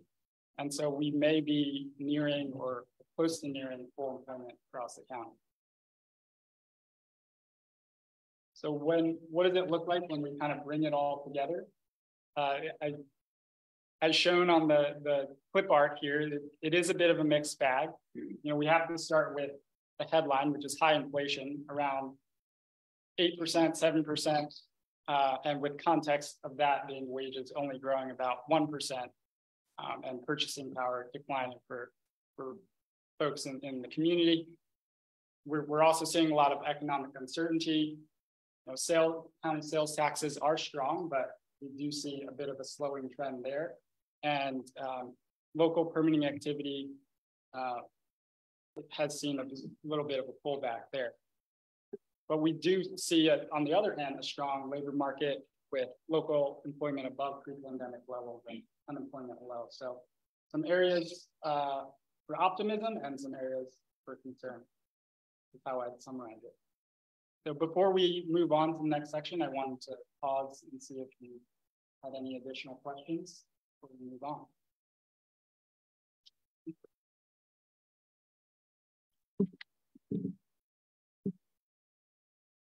Okay.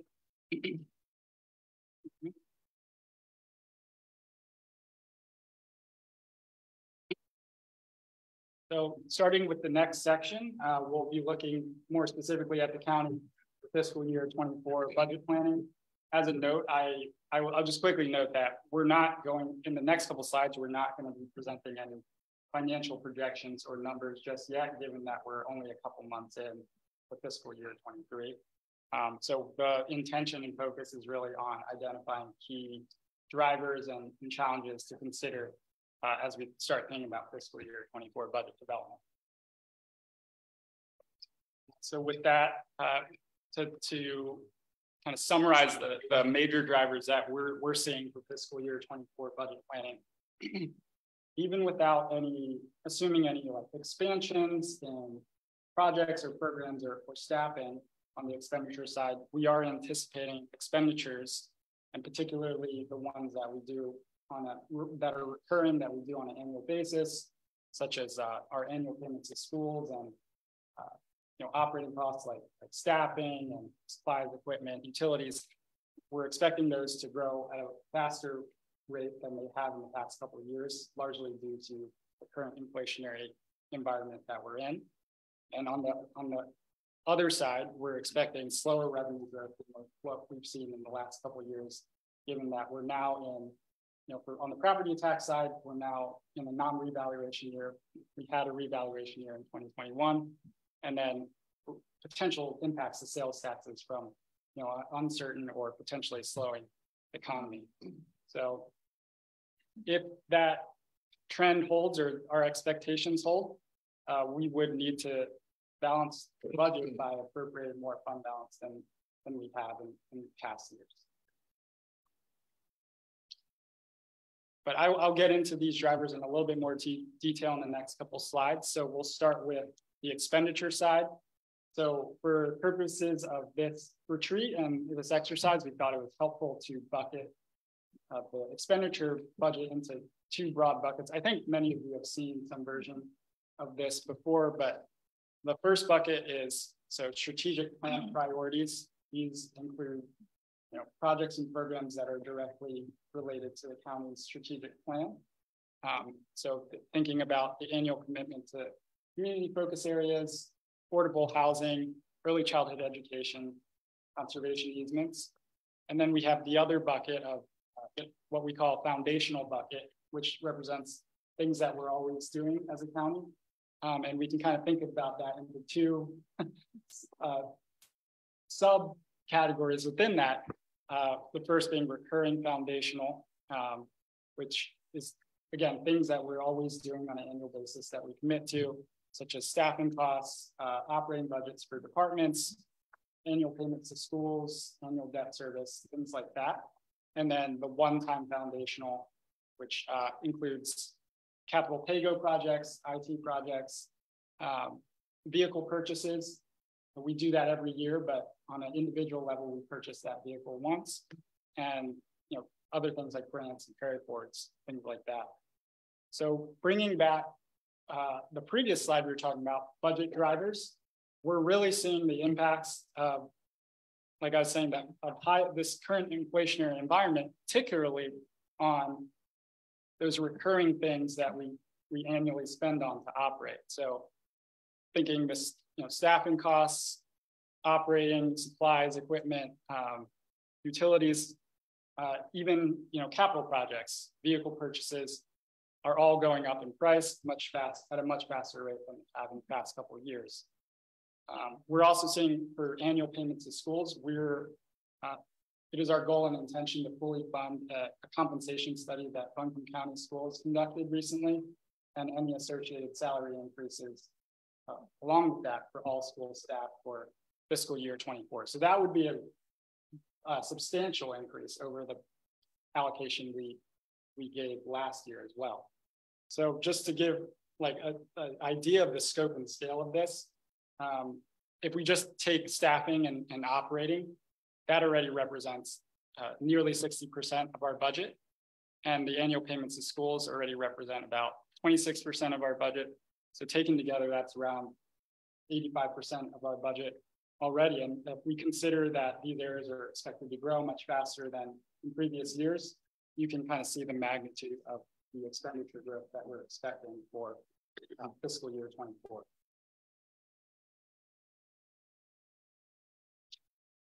So with that, we'll turn and look a little bit more closely at the revenue side. So starting with property taxes, this is our largest revenue source, around 63% of general fund revenues. So we are expecting slower property tax than what we've seen in the past couple of years or past year. As I said, we had a revaluation year in 2021, which we largely saw the impacts of in fiscal year 22, so the past year.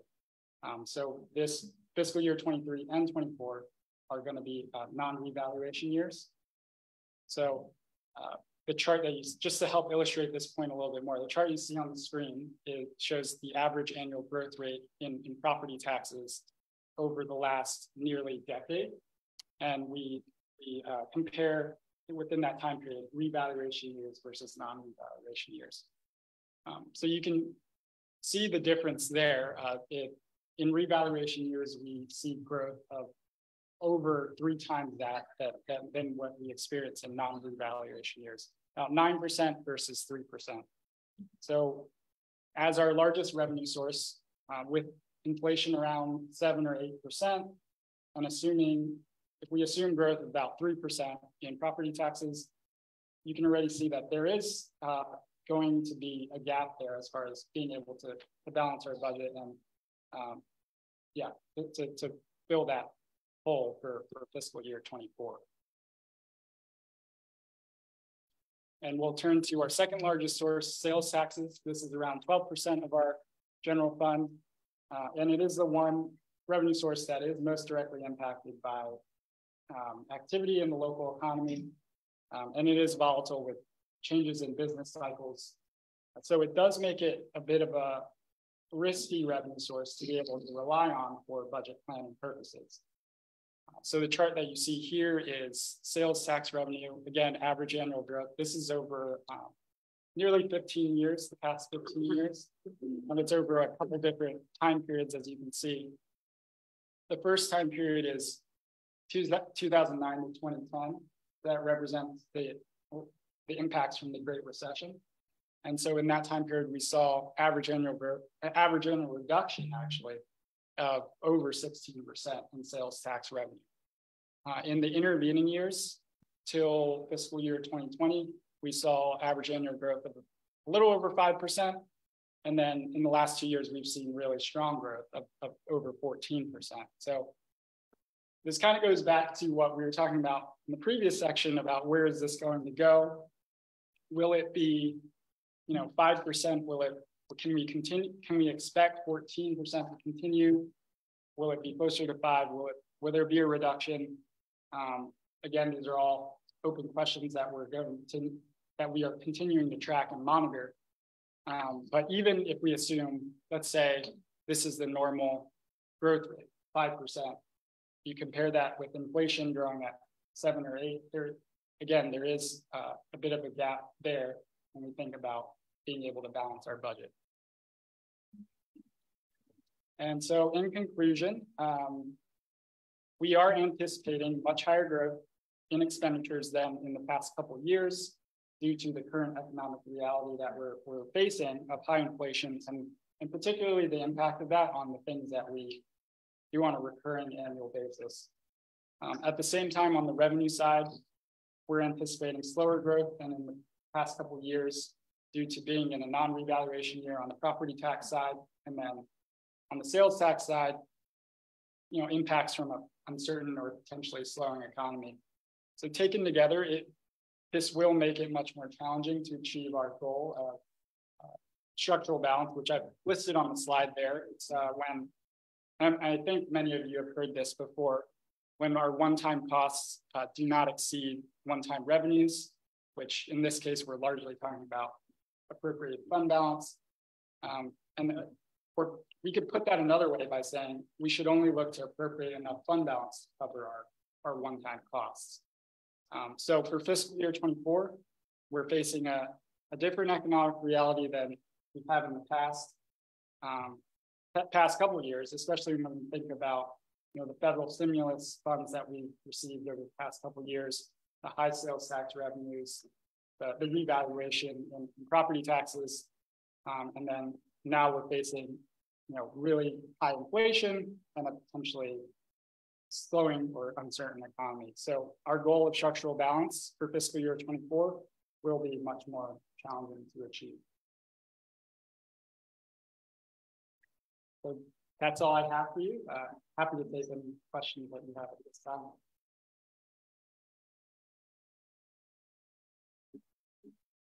Thank you. Thanks, Jim. Oh, thank you. Take care.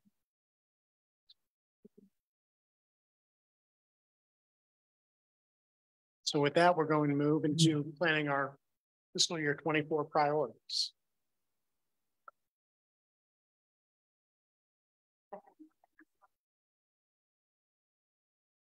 Always waiting for Lillian.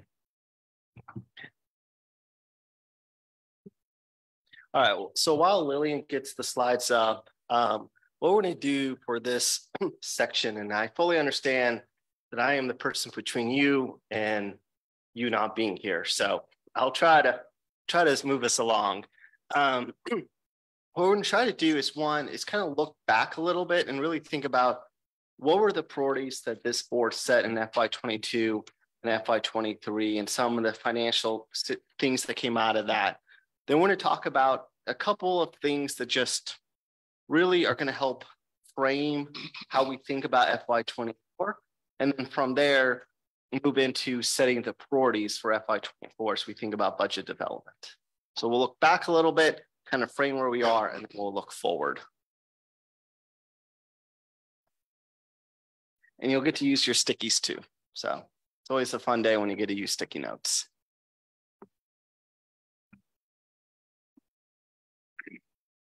All right.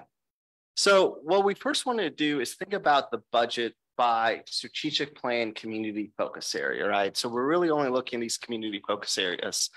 And you can see that FY22 is on the left, FY23 is on the right. And what you'll see is generally both years, the largest percentage of the budget goes towards resident well-being, followed by educated and capable, followed by a vibrant economy and environmental industry stewardship. If you were to really break down the numbers, look at it, the percentages vary a little bit year to year, but generally it's the same concept, right? Some places expenses went up a little more than other places, but generally that's where kind of how the general fund's broken down. Resident well-being, educated and capable, vibrant economy, environmental energy stewardship.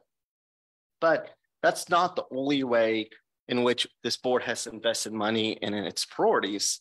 The next, which was kind of a unique one, is the ARPA funds that were budgeted through FY22 and FY23. And if we break down those monies and how that was spent, the breakdown's a little different. Resident well-being continues to remain being the largest chunk of the money being invested in, followed by vibrant economy in large part because of large investments in affordable housing, which falls within vibrant economy for the purposes of the strategic plan, then followed by educated and capable community, then environmental and energy stewardship. But there's additional ways we also invest in things. The next is through other priority allocations. So if we go back to the last 2 years, in 2022, this board invested $400,000 for phase 2 of solar panels on county buildings. Then for FY23, it's made a $4 million investment on solar panels on schools and public buildings, as well as a $120,000 investment in electric vehicle charging infrastructure. Additionally, the opioid settlement funds are starting to come in and are starting to be expended. And you can see that money's being spent on collective strategic planning, evidence-based addiction treatment, naloxone distribution, reentry support services, and the reentry programs, recovery support services. So this is just gives you kind of a ballpark of how priorities have been invested in over the last 2 fiscal years. So with that, I'm going to pass it over to John, who's going to talk a little bit about some of kind of the current situation where we are now. So as we move forward, I'd like to discuss some considerations to keep in front of our mind as we go forward. In Jay's presentation, we've heard clearly that inflation is driving up expenditures across the board. I would like to briefly touch on education, and then I'll ask Tim Love to speak about the McCormick Field. Last year, Buncombe County Schools came to us with salary budget requests to bring them up to $15 an hour or provide a 2.5% increase, as well as a salary study that would address pay across the school system.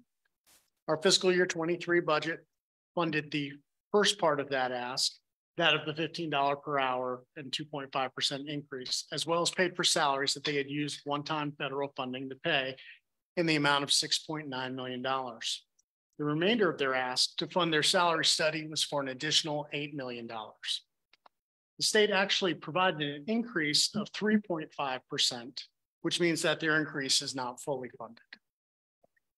When we estimate the proportional share per average daily membership that we would need to provide to Asheville City Schools, this would add about $1.5 million. And the total would be approximately $10 million in additional school funding to fully fund their fiscal year 23 salary request. We'll plan to put this amount in as a placeholder as we move forward with our 24 expenditures. Are there any questions related to education? This would be 10 million recurring. Yes. Yes, this is related to salaries, so that's all recurring. We did it. Our total increase in last year was 10.3 million above the prior. So questions or comments from the board, because this is just that salary study that they did. This is not the growth that they would typically come back and ask. So we can go back to them and think about doing this in a different way. We told them last year we would do half last year and half this year. So this is just that half that or the second half that we're adding, we're sharing with you this year. So the expectation, I believe, from them is that we would honor and bring this half forward. And then so it sounds like you're expecting additional. Yes, ma'am. Yes, this just funds what they asked for last year. And year over year, we do see increases in that. Last year they asked for increases in operating.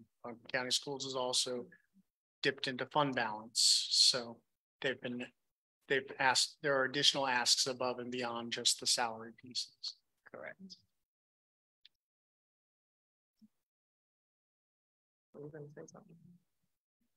One thing I'd be curious to know as we do move forward through the budget process with the schools looking at funding this request is they said when they came to us that this should help with the challenges that they were having in hiring, recruiting, and retention.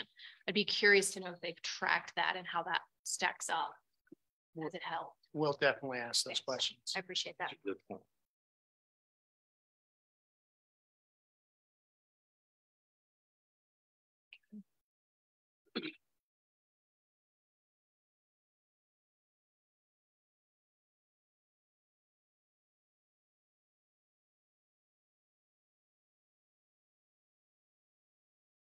Good afternoon, commissioners. Our next topic today is an update on the McCormick Field project. There's been a lot of discussion on this in articles in the media. So I wanted to take an opportunity to share with the commission kind of what we know based on our discussions with the team as well as the city of Asheville, who is of course the owner of the facility, McCormick Field, with the Asheville Tourist Play. So in terms of our updates, a quick description of the project. Here we have a cost breakdown, and there's a little note there that says where the cost breakdown comes from. This is from a recent article in the Citizen Times, which breaks out these costs. I know that there are some efforts underway to update these costs, but the reality is that that's not my story to tell, since this is a city-owned asset and ultimately their costs to estimate. With that said, what we do know is that there's a certain level of Major League Baseball mandates that have been provided to the team and the city. Those are approximately $13 million based on the last public estimates we've seen. Examples of what those improvements would include training and locker room updates, as well as security measures. One example of this would be facilities for women and females that are working within the facility. Examples would be umpires or other training staff. Those facilities currently don't exist, but are mandated by Major League Baseball. Additionally, there are a certain level of operational needs. And so these are, what we would call maintenance items. So HVAC systems, seating, netting, replacement scoreboard, things of that nature. There's also additional $6 million for fan amenities. And so these are items like picnic areas or a wraparound concourse so you could walk around the outfield. Additionally, these numbers add up to about $30 million. In that $30 million number, it's our understanding that a contingency has been built and so is already included. And that contingency is approximately 20%, but already included in that $30 million number. So not a contingency on top, a contingency included within. The estimated total cost of the project, again, last time we saw the numbers in public, that was $30 million. But as I indicated earlier, there is some discussion about updating those estimates, and that's something I would expect to hear from city staff and council in the near future. Updating them upwards, I presume. I would project that we would see an increase in those numbers tied to many common notes that we've heard today, namely inflation. So these estimates of $30 million were, I believe, from 2018, so are fairly old. One final 2018. That's my understanding. Please don't quote me. It was pre-pandemic. So, one final note on that estimated total cost. This doesn't include any additional expense that would be incurred related to interest if this was debt financed. So that $30 million could potentially be even greater based on the interest. It will be. You talk about like the two items, operational needs and then fan amenities, but it seems like a lot of those operational needs are like, some of those are sort of fan amenities too, right? Like a new scoreboard, or I mean, there's seating, but it sounds like they would like to have like nicer, newer seating. So those are kind of fan amenities too, right? I think that's fair. I mean, HVAC system is like, that is too, but that's sort of expected, right? That you would have a working system, but you're right. So just how do you put some of those in fan amenities and others in operating, or is it just same ways or different ways of thinking about some similar things in some ways? I think that's fair. It's really hard to bucketize some of these items because they're kind of related at the end of the day. I think one of the keys is to remember that there's some specific items that Major League Baseball has mandated, and those are items that are important to focus on first. And then after that, I think the discussion should continue. But I guess keep going. Okay. Stop me anytime. All right. So maybe it is still on this chart. I mean, because part of it is like, we'll have some discussion, kind of see where people come down on it. But I mean, as I sort of understand it, these Major League Baseball mandates are essentially like required to continue, right? Like the team would not be able to continue to operate without those. And I guess the follow-up question for me, because I think that, I'm supportive of doing what we need to do to meet the requirements. But what I would like to understand in more detail beyond that is like, what are the other things that truly must be done to have like a functioning facility versus things that would be nice to add, but which would be in essence upgrades to the facility, which at that point, we're just kind of talking about like, are we as taxpayers willing to invest in those upgrades versus, many other things that we're sitting here talking about today. So my starting point is like, I want to see this continue. And I want to invest in the things that are required or which are essential for it to work. Like if the HVAC system is going to die, then let's have a new one. But beyond those things that are essential or kind of key safety items, a little bit more clear breakout between what would be desirable but not essential for future operations in McCormick. Understood. And we can very easily request an itemized list of all of the upgrades and how those are categorized. And would certainly, we could have our team take a look at that in addition to the folks at the city who are also assessing this from a capital projects perspective. Yeah. I mean, when I go to games, people seem like they love it, right? Like I have heard like, we're all getting like a million emails from people like, we don't want baseball to go away. I've had very few people say, the entrance doesn't really, it'd be so much better if we had a bigger entrance, right? Or I've never heard anybody complain about the seats. I mean, or the scoreboard, right? So to me, I think people kind of want it to continue, but probably some of these things would actually not rank that high for a lot of, I think, our constituents compared to other things that we're going to be considering. It's just, I don't know, that's my personal take on it. But Not to get down in the weeds too much, I think the scoreboard piece comes from a component of sponsorships and advertising, that there are things that are being asked for that can't be done currently, that if the scoreboard existed, would give the opportunity to increase those corporate sponsorship and advertising opportunities, which would then also give back to that bottom line to the tourists. So not to dig in too deep on that, but that's my understanding. That may be helpful to know more about that too. Sure. Is that an avenue for revenue? That's right. For them. That's absolutely correct. And, you know, I think Chair Newman raised a great point, as the Commissioner Edwards. Some of these enhancements enable other types of opportunities on the revenue side. And so scoreboard is one example. An expanded concourse around the back provides additional revenue opportunities. And so those help the team as well as the city kind of balance the costs. But the fundamental point, I think, is accurate, Chair, which is commission, the public, community willing to support those items. Where does revenue generated go? So what entity does it go? In the current model and what I would foresee into the future, the majority of revenue goes to the team. There are some breakouts. So for example, a $10 ticket, approximately say $8 goes to the team, whereas the other $2 roughly goes to state and local taxes, as well as Major League Baseball gets a portion. But the majority of revenue, concessions, things like that goes to. I guess that might be a subcategory I'd be interested in which of these proposed improvements are actually focused on revenue generation for the tourists versus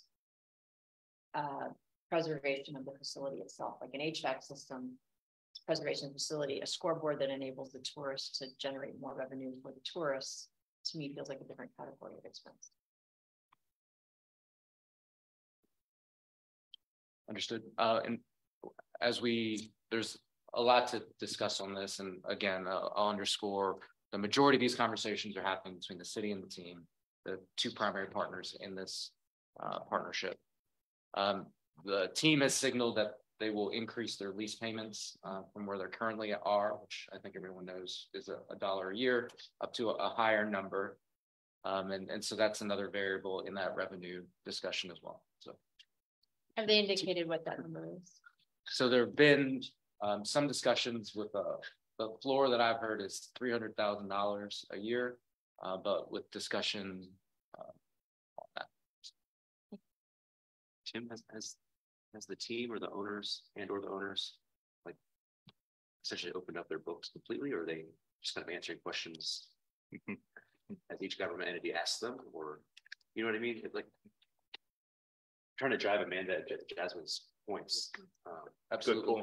Or is the only way that we really kind of have to evaluate this is essentially sort of benchmarking the public investments that other communities make in similar facilities? Is that kind of our only window into, like, are we in the mainstream here, or are we an outlier?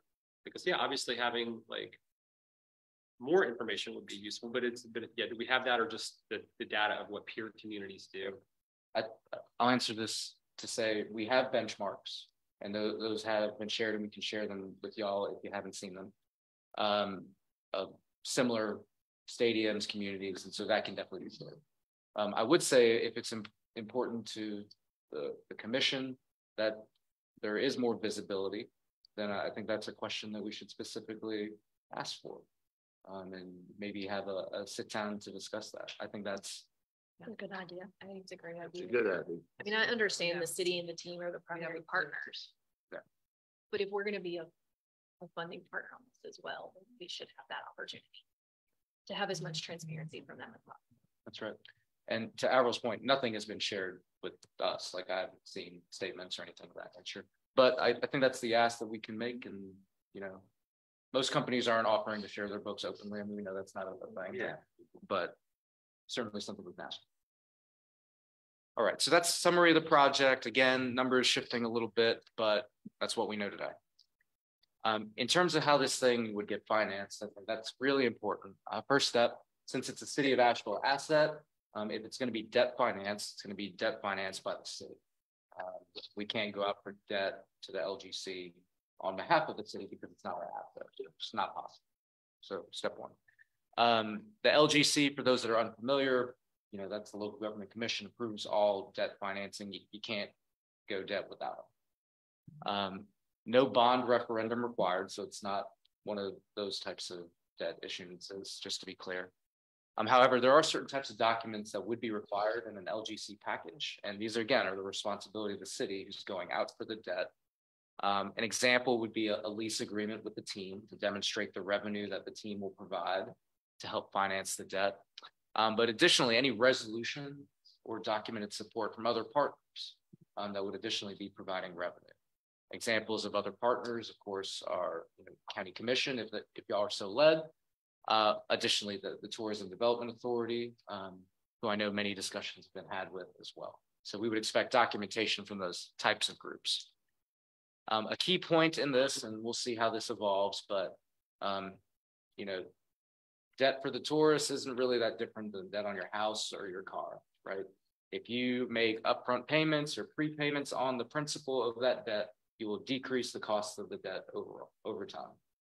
And so I think a key point that everyone needs to be thinking about is how we can front load debt payments, prepayments, down payments, whatever you want to call it, to reduce the total cost of the project, because that interest over a 20-year period will likely double the size of the project. So we want to make sure that city, everyone involved, is minimizing the cost to community. The TDA can contribute up to 50% of the funds under the state legislation. Is that right? That's correct. And if they did, so let's just say hypothetically they did 50%, but the other partners were putting more of the funds in over time, but they were, true commitments of, whatever the number is, that adds up to the other 50%. Do you know if the TDA could front load their payments? So that in the early years, like more than 50% of the funds flowing in might be from TDA, even though for the project itself, it's still 50% or less. Would that be an option, do you know?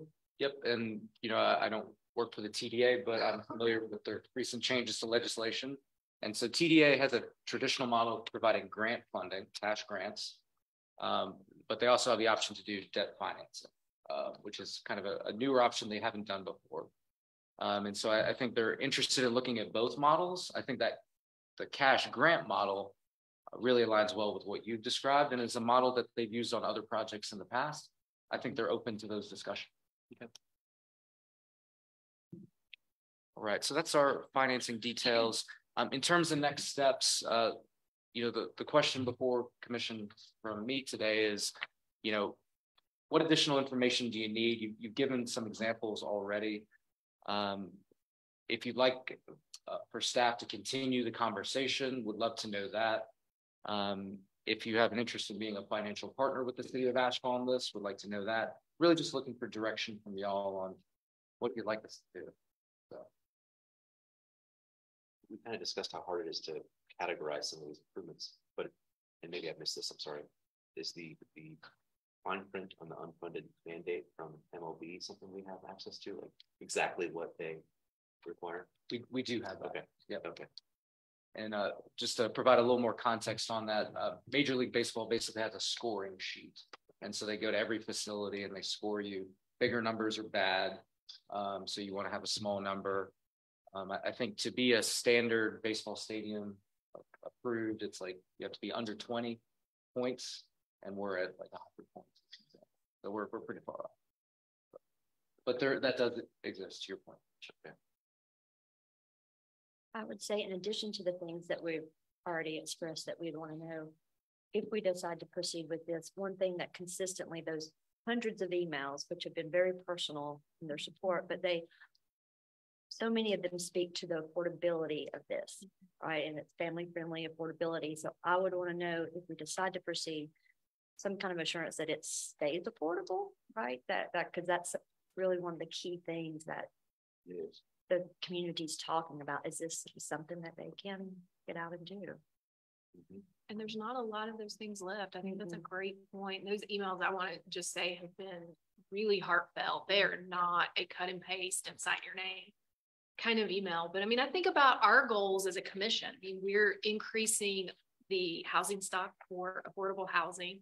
We're working to increase early childhood slots. I mean, we're doing things to make Buncombe County, you know, a place where families can afford to live. They can afford to educate their children. And yet, what do we offer across this county for families to do that, you know, that are affordable? As if this is able to stay affordable, I think that's a key component as we think about the quality of life that we provide to folks who live here and in surrounding counties. I mean, we've also heard from a lot of folks, you know, regionally who come to the tourist stadium. And, yeah, and some from out of state even, but you know, that regional impact for affordable, family-friendly things is rapidly decreasing across Buncombe County. And I hope that we will take that seriously as we look to obtaining additional information on this. And I'm supportive of getting additional information and pursuing next. One of the things maybe I've missed it, but what's the average attendance? You know, they're asking for $30 million here. Is it for 1,000 people a game? You know, what is the actual attendance like over a 5-year period? It's a great question. Yeah. You know, the total stadium is about 4,000 and we can get you updated numbers. Everyone's going to point to there's some change from COVID and things like that, but we'll chase that. I've been in there before COVID and I've never seen it over half full. Of course, I don't go that much either. And like how many games they play per year too? Because it is kind of like this thought process of like the big investment, like how many people are using this again? And that gets to some things I'd love some more information on, which is the overall usage of the facility. My understanding of the tourist season runs from about April to September-ish. How the facility can be used for other purposes, both during the season and then in the off season. I guess that's one set of questions. And then I too have been struck by the emails we're getting, and it's obvious, you know, the tourists are a beloved local institution. My family loves going to see them. And we also face a lot of tough choices about sort of the highest best use of public dollars. So I'm very interested in seeing a scenario where what it might look like if we're looking at just the MLB requirements to keep the tourists here. A $13 million scenario where TDA comes in with half, so 6.5. The city is the major funder because this is their facility. There is some state funding available and the county is maybe last in. It is a very, very different scenario than a $30 million package that I think is stretching local public dollars in a way that we do for very few other types of projects. So I just want to kind of lift up, like, those strike me as two very, very different scenarios to be discussing. And not inconsistent with conversations we've been having throughout this question of sort of what are public facilities being used for. It's hard, you know, if the question on the table is how does McCormick Stadium become a vital, heavily utilized, heavily trafficked community resource that's used for all kinds of things, including an amazing minor league team. That's really one exciting conversation to have, I think. If the question is, how does it sit empty the vast majority of the year? That to me is a less compelling conversation. So I look forward to a lot more information as we move forward and know there's a lot of pieces in the puzzle. And I'd like to know how often do the high schools use it, the colleges in the area, you know, everyone. It's great. And, you know, we've broached the conversation on public purpose, community use. And so the team has provided some examples of what they currently do, but we've asked them to think about what you will do into the future. I think local high schools, a great example, other types of events, Boys and Girls Scouts, things like that, for sure. Just to, I guess, so clarifying that, are the tourists a 12-month leaser of it, or is the city, is it configured such that the city or the city and county could be doing programming during the off season, or does it all run through the tourists? So what I would say is, under the current construct, I don't have all the details on how frequently, the current discussions on lease include carve outs for city, county, public use. And that could be in the form of comp tickets or other events. I think there's discussion there. That's a negotiation point, but it's definitely on the table. For the future, but currently, do the tours kind of control what happens there year round? I would currently, yes. Yeah. And it's pretty restrictive because they want to keep the field the way it is and stuff like that. So in the past, it's been pretty limited, but for the future, maybe more possibilities. I think that's right. One of the big questions that's come up and that needs a lot of discussion, I think, would be assurances to the community related to the team and things of that nature. And so I think that's something we'll continue to hear more clarity on.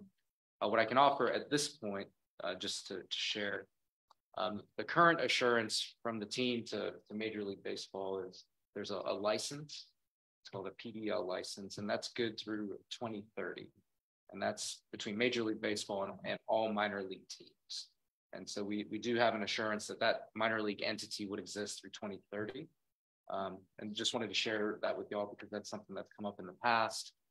The potential lease agreement between the city and the team would be a 22-year lease through 2045 with some financial requirements in it, obligations to pay that lease. So I'm just sharing that as just some assurances information shared with me. A long way to go. The only other thought I would add on this too is I definitely want us to get all the information that people are asking about, think these things through carefully, and take the time we need to discern where we want to come in on this. If possible, it'd be great if we don't wait till the last minute. I think in some ways we're not the biggest entity that's going to be involved in how this plays out.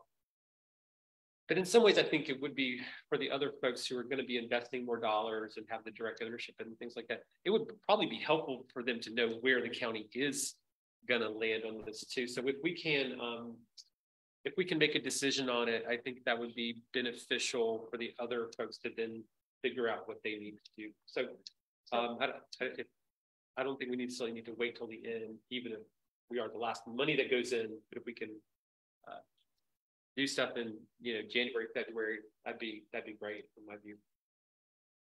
Make a decision by January is what you're thinking we should. Yes, okay. I think that would be helpful to the overall process. Okay. I'm not super in the weeds. I enjoy baseball games, but I don't know a ton about major league operations. Is there any chance across the country, we've seen other folks do this, is there any research we can do on if next year something comes up and MLB changes their standard, say now you have to do X, Y, Z, and that's going to be another 15 million. Is there any way that we can have some kind of remedy for that? Because it would really be terrible if we reached an agreement, we spend all this time on that, and then next year the standard changes. I know that happens in the NBA a lot. I hope MLB is not similar to that. I think that's a fair question. One of the items on my to-do list is a discussion with MLB reps on just that. What are the assurances? What are the standards? When are things changing? And so I'm glad to share what I learned from that, but I'll ask that question. Thank you.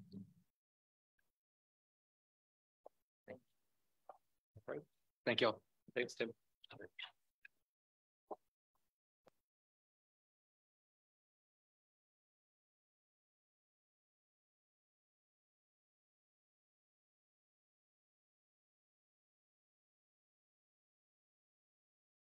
All right, so we get to go into, well, I think it's the funnest part, maybe in part because I'm the one facilitating this part, so who knows.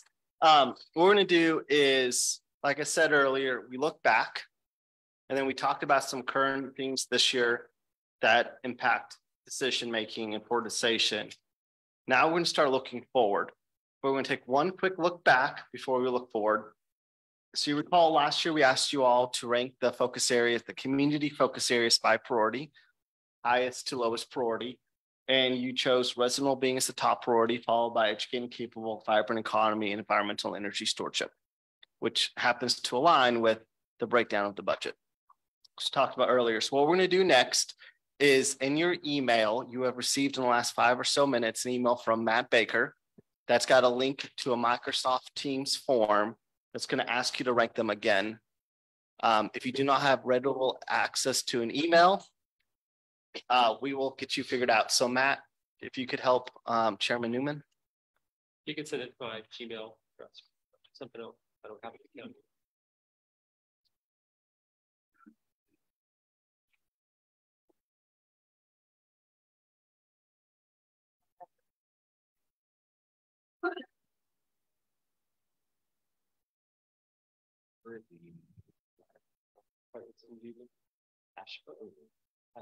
Wait a minute, it seems like you're getting rid of the stickers. No, there'll be stickers. Don't worry. So what we're going to do to highlight and foreshadow is we're going to first prioritize the focus areas to get some clarity of what are the broad areas that this board wants to focus on for FY24. Then from there, we'll get a little more specific, and that's where the stickies come in. But we're the business intelligence arm of the county, so we got to have some high tech. Yeah. Okay, thank you.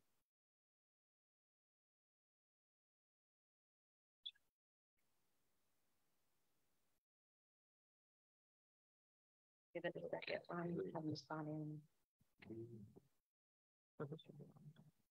Our cybersecurity guys, they added more logins and sign-ons. Yeah.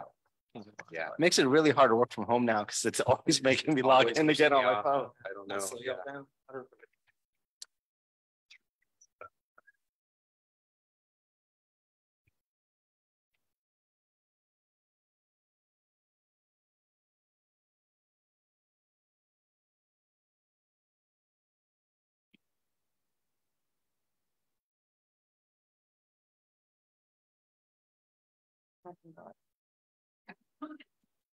Were you able to get in on your private email, Brownie?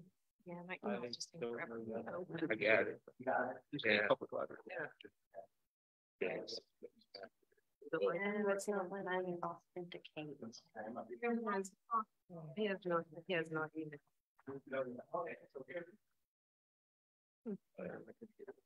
This one. Okay, he's got it. He's getting it.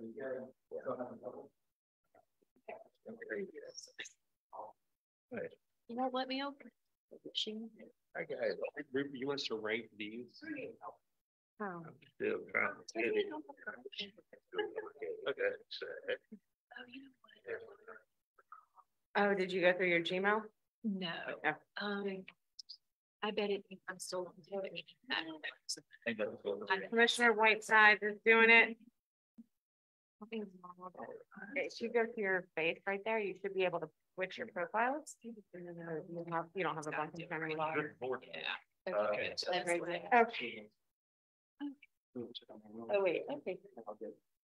Okay. I might be making progress. Right. Good job. Right. Got it, got it. Right. Excited about resident You well-being. know what we can do? We can. We're gonna get a put it in public different browser. resident well-being. Quite Well, you around, still right? get- Yeah, it's because I've got my 80 tech open.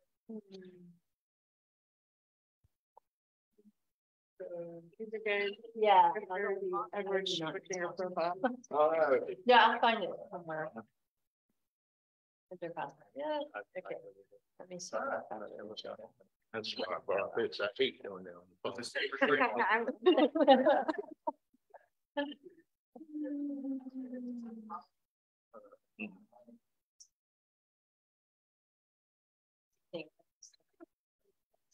Actually.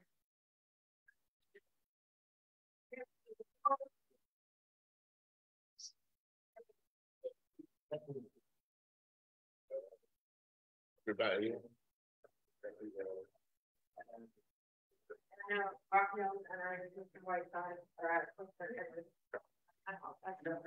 I'm having login issues.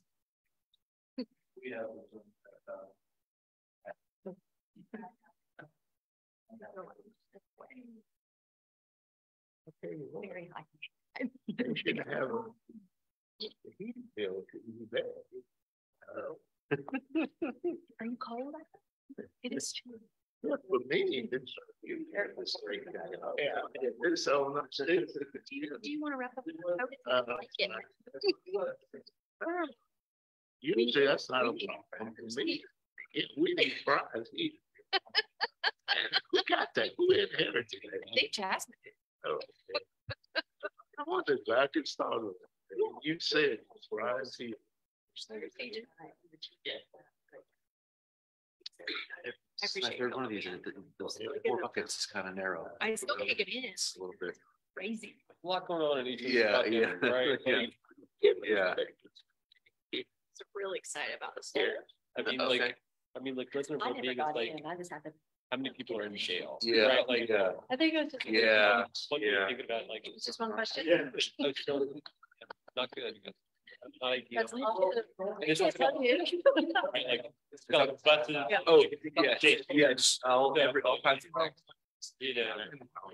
County government. Yeah. How long will it be? The question. I mean, that's my biggest. Aren't you? And Oh, yeah. Lillian's gonna put the results up in a moment, and then we can kind of review where we are with the results. Yeah.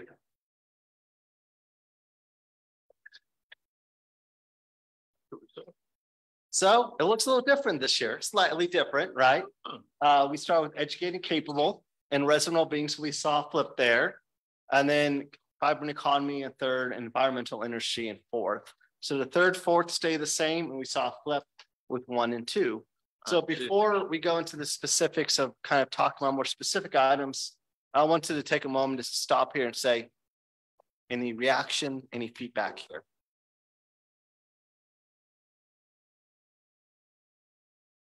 It's very hard to rank these, is my feedback. Yeah.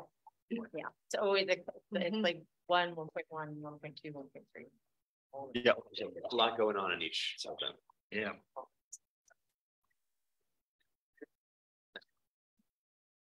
All right, so we'll go back to the slide deck then, and we'll go to the slide with the list of projects. And what we're gonna do now is we're gonna think through, and I'm gonna get up to be a little more graphic for this piece.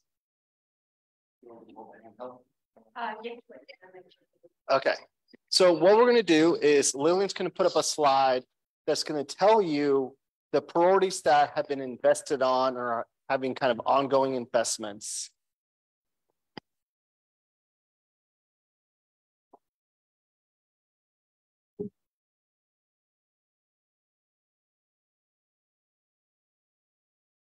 So if we think about kind of what has been prioritized in the past and what are some ongoing priorities that are being invested in, we look at affordable housing, especially with an affordable housing bond approved, early childhood education, broadband access expansion, apprenticeship shifts, which you heard about earlier today, equity work, economic development, and climate and environmental solutions. So these are some of the things that this board has committed to in the past, and we've been doing ongoing investments in. So my question to you is to think through, with everything you've heard today, from the financial outlook to project updates, to strategic prioritizations, to how you all ranked, just thinking about everything, the discussion on education in McCormick Field, beyond the priorities that are already being funded, beyond the things that we have to fund kind of an ongoing basis. Is there anything in that we are missing? Anything that should be considered as part of the FY24 budget development process? So you have at your table in front of you, little stickies and big stickies. You also have a dark colored markers. So I would ask for you to do is to take maybe 5 minutes and think through that question. What is missing from what we've talked about today, and put on each large sticky, one large sticky equals one item that you believe is missing that we need to have a conversation around. We'll put them up, we'll kind of see where we are, and then we'll do some prioritization. So one large sticky per item that is missing from the FY24 budget development conversation that we need to consider beyond kind of ongoing investments that we've already discussed about today. A quick question. Of course. So what if we felt that there was something that we were doing that we needed to increase the funding or be hard to do more with. Is that? That's definitely fair game. I think the conversation is kind of beyond where we are today. Where should we go? So that might be, yes, an increase in investment in some area. It might be something that we're not there. We're not looking at right now. Okay, so we really want to ramp up some work in a certain area. That would be, okay, thank you. Yes.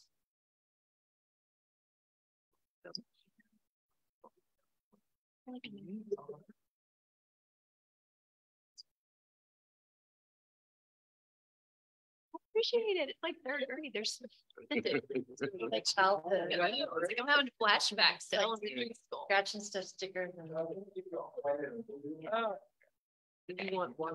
like one idea per sheet, and you don't need an explanation, just what it is. Right. Yeah. Okay. What? Oh, this is. Isn't it like there's so many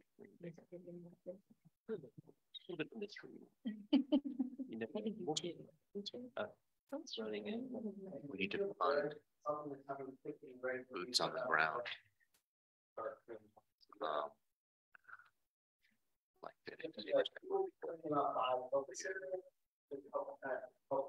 educate installers to actually do some of the work themselves, to connect all the different financing mechanisms together with the installers. Education of the public. So that, yeah, there's a we, I think it's fun.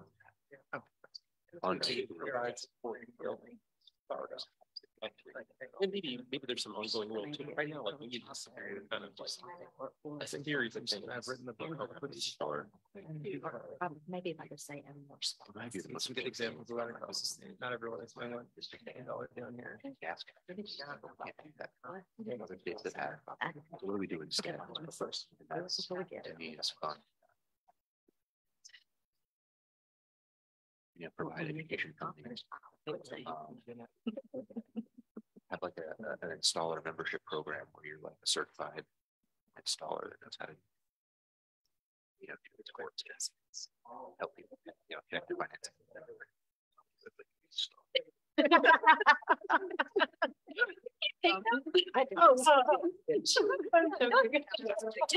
No. Yes, I'm definitely did that. I know. I did. Well, they gave us this color. What are you? I think I have one more to do. I think that. Oh, we did not get one. Okay. Yeah.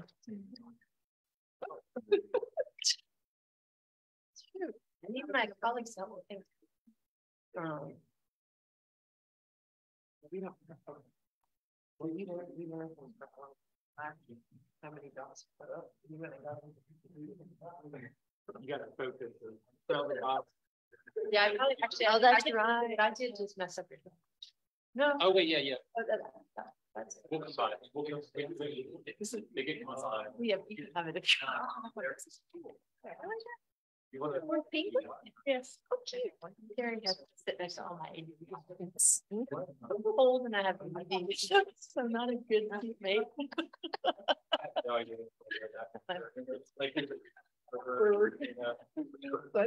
Climate and transportation. It's the lightning. Yeah, it's Jeremiah and the light switch. Am I getting ready? It's actually just what. How bad? Just brick and mortar. You're right. Old fashioned county government stuff. You're right. Good. We'll see. I don't see any markers up there yet. Oh, no, he's still rotting. Yeah. That's a good. I will back you up. Like pre-K. So what they want to do with the Purple? Yeah.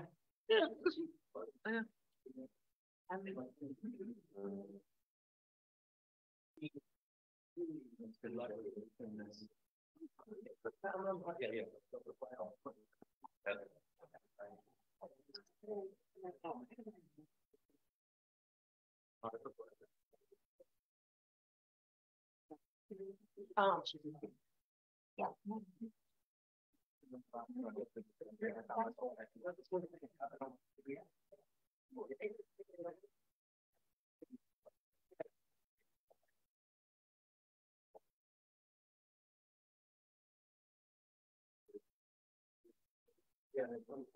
Really complicated what you're doing. I don't know. You're gonna.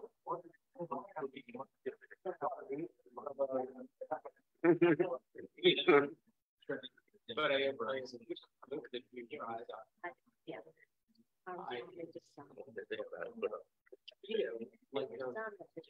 Yeah.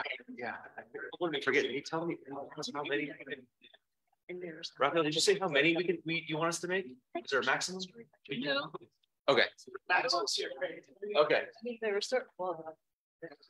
Should we do it? Okay. Okay. Yeah. Come on. So.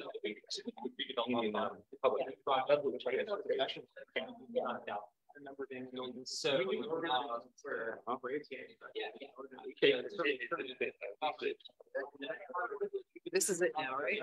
Okay. This is my third one. I know Vegas better.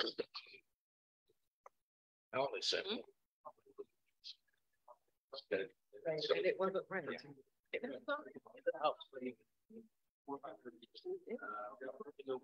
And when you rank them wrong, then you dig into it, you do something different. I am here for this. Yes, I know.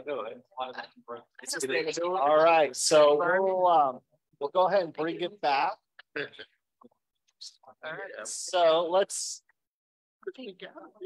talk a little bit about this and let's kind of see where we are.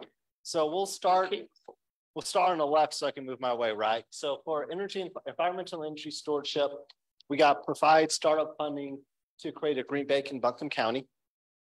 And as we move into the other focus areas, what I'm going to ask you to think about is, are there projects you're hearing that maybe could be combined? Things that really we can kind of combine into one, so there's less items to vote on.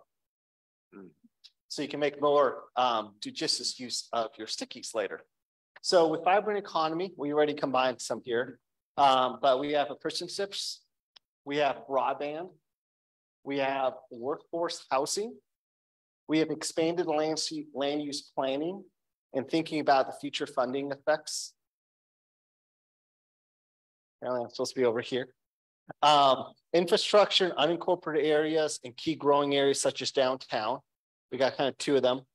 Public transportation, public findings for infrastructure, looking at stormwater, sewer, and stream restoration, and down payment assistance grants for African Americans. So that's what we got for vibrant economy. We go to resident well-being.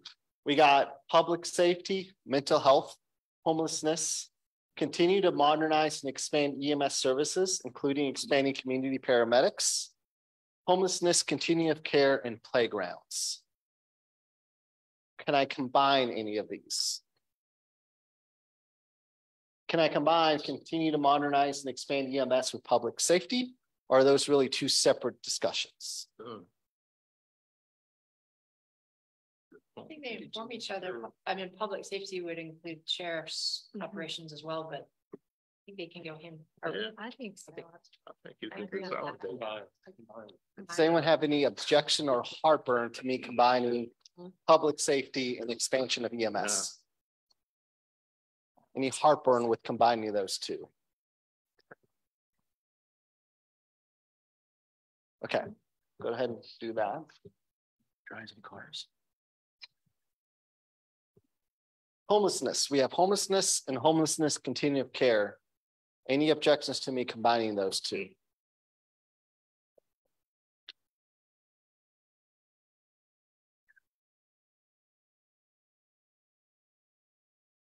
All right, so our last focus area, educating capable. We got early childhood education, kind of workforce development, early childhood education workforce hub, and a hub there.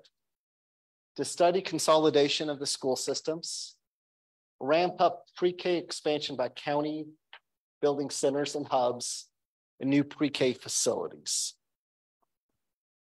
So Is the early childhood hub and pre-K facility the same thing? Yeah. Okay. Yeah, it is. All the same except for consolidation. With, yeah. Yeah, that, to me, that makes sense, but any objection to combining all the early childhood education ones here? No, Okay. that's good.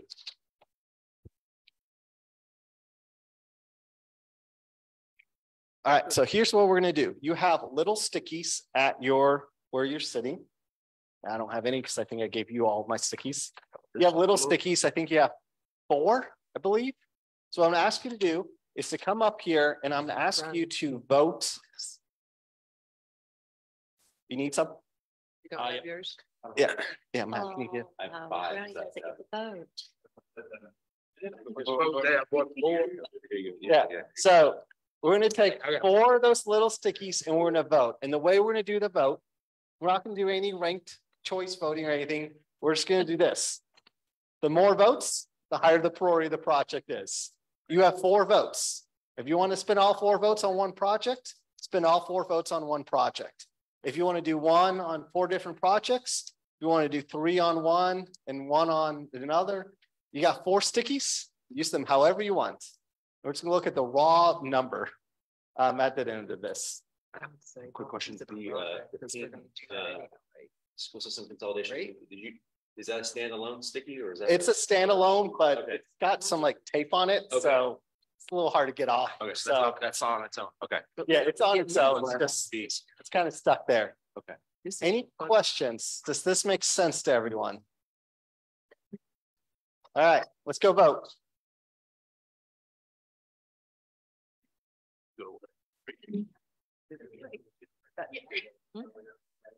I did only one. Take your time and read through it. Take your time.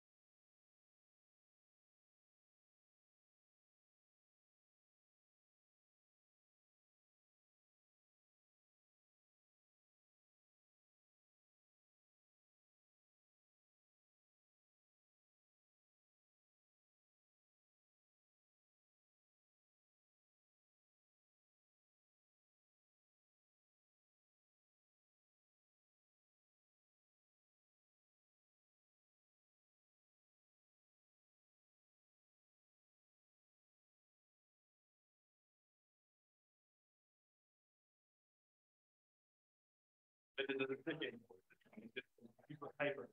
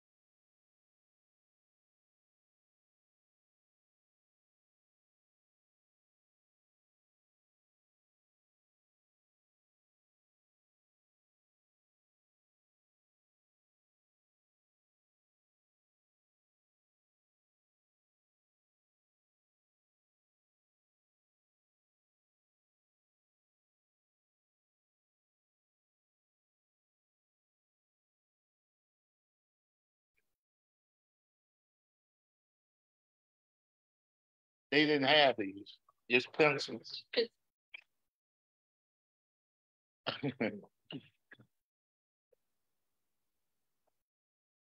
We got 4 votes. What? If we wrap it up now, we can be done by 2.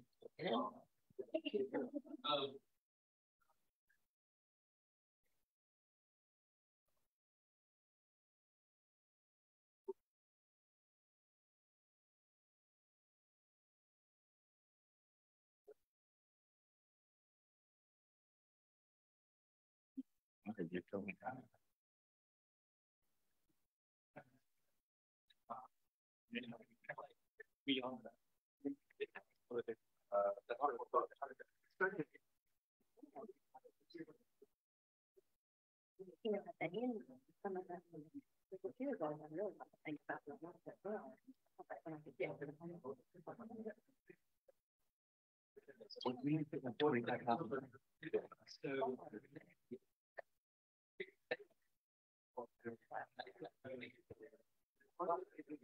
Wow. Only one thing that has 5 stickers on it. I'm surprised that the school. We get to talk about. I like that. Schools. I've got 4 votes on schools. Yeah. 25,000 people moved there. So it's time to talk about it. So no, that's a priority. This is my marching order. So I get to go tell them. I've already talked. The new superintendent is interested. Okay, he wants to do it. All right, so the votes are in. So can I get it?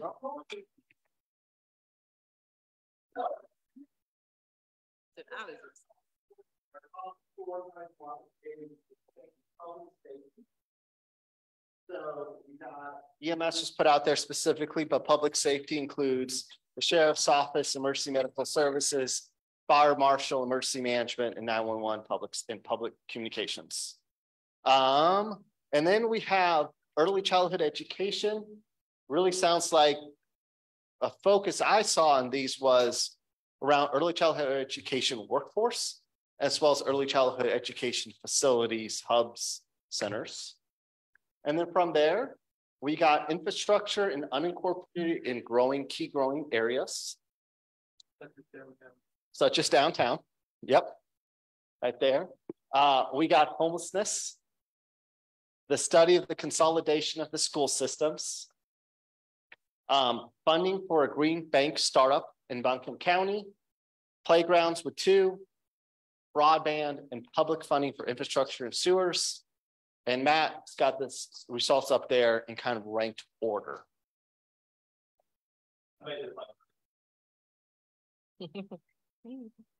So take a moment, reflections, thoughts, feedback, questions from Avril. I think just sort of one reflection point is just some of these are areas where we have funding secured, but the action plan moving forward needs constant attention and work, like with broadband, right? Yes. So keeping that as a top tier priority is about how we deploy the funding we've already allocated, but currently can't allocate. Whereas some of these, for instance, homelessness, continuum of care related issues, we know we're about to receive a set of recommendations through this joint process with the city and Dogwood. Yeah. We do not currently have dedicated funding stream attached to that. Yeah. So just kind of delineating a little bit that within even these priorities, there's sort of different types of work or different types of questions on the table. That makes perfect sense. Any other thoughts, feedback? Just one comment, and I just kind of verbally, but I would have heard it here too, like partly just so it's not misinterpreted. So I think about the infrastructure and incorporating areas and growth areas, including downtown. So the including downtown part, I would say, because in some ways I feel like the county, because we have our land use jurisdictions only in unincorporated areas, we end up thinking about like that's our job. Our job is to think about growth in unincorporated areas, and certainly it is part of our job, but like, we're elected by all the people of Buncombe County. And a lot of the growth is happening in the municipal areas. And, and a lot of us ran for office saying like we want to support smart growth, not sprawl, right? Which basically means encouraging growth in the, we want the municipal areas and these key corridors to really capture as much of the growth as possible. But because we don't control the land use regulations there, I think we kind of start thinking like, that's not our job. That's this Asheville City Council or Black Mountain Town Council's job. But where we make decisions about putting infrastructure could have a huge role in where growth does happen, and we've been talking about, sewer lines and stuff, and like I'm in unincorporated areas, and there's some good arguments to make around some of that. I'm open to it.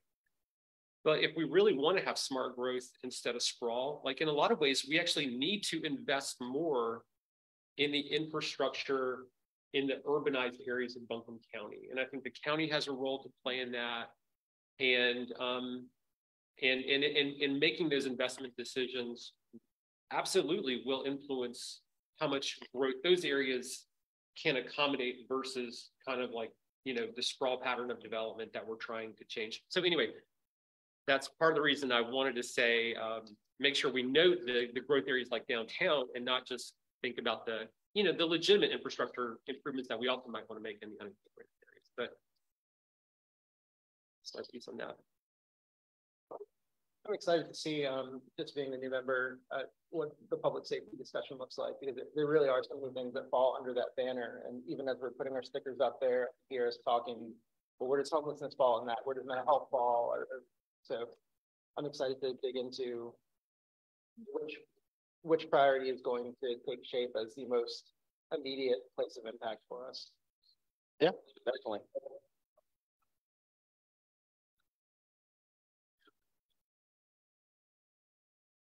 Anything else from commissioners or from Avril?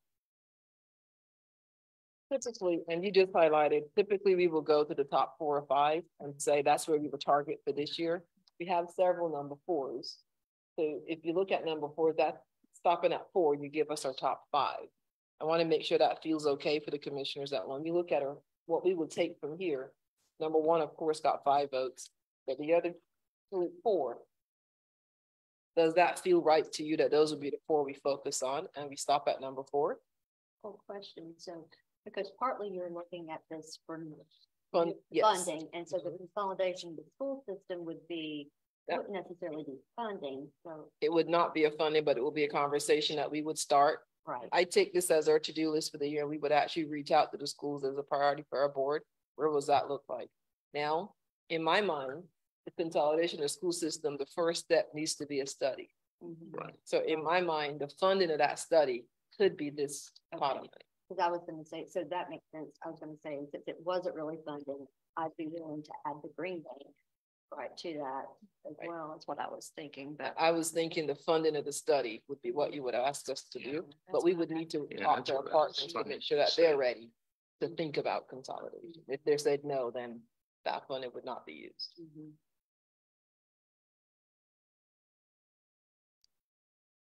I think the Green Bank, so the Green Bank idea is like, this is a pretty new concept that a lot of it's sort of being made much more feasible by the passage of this Inflation Reduction Act legislation this fall. But it's a pretty new idea. There's a state level initiative around it. We're talking about it at the Energy and Environment Committee. It's still very conceptual at this point. It's kind of it's potentially like a really big idea, right? Whereby, the idea is like, we can't really, in terms of kind of transitioning to clean energy and all the different renewables and energy efficiency stuff, we make some small grants and stuff to help support low income weatherization and things like that. But ultimately, this is a big enough, this is such a big initiative. You can't just make grants to solve this problem, right? Like, we just can't, there's just not enough money in the world to do that. So it's kind of like creating a financing model to not give grants, but help make it more financially feasible for homeowners and businesses to do these things. Electric vehicles, all these different technology options that are coming available. I think this year is probably a lot around kind of exploring what that would look like. Yes. And maybe some, relatively modest funding to help kind of assess different ideas. But it's going to take some planning time to kind of like take the concept and figure out what do we really want to do in Lincoln County? What can we do to move the needle? Maybe next year there might be more actual like actionable budget initiatives available. That's kind of my sense. But there is definitely some planning and some early support that we could, I think, and really understand where the state bank is going as well. So as that happens, then we can bring that back to you as we learn more. But that is one area that we know we need a lot more thinking and knowledge base on staff to get there. That's saying that right, Parker? But I know, and I'm looking at civil going, we need to do some due diligence on this. Yeah, it could go a lot of different directions. Right. So figuring out what we can do. I'll say the one that was missing that I've heard you guys talked about quite a bit was water quality.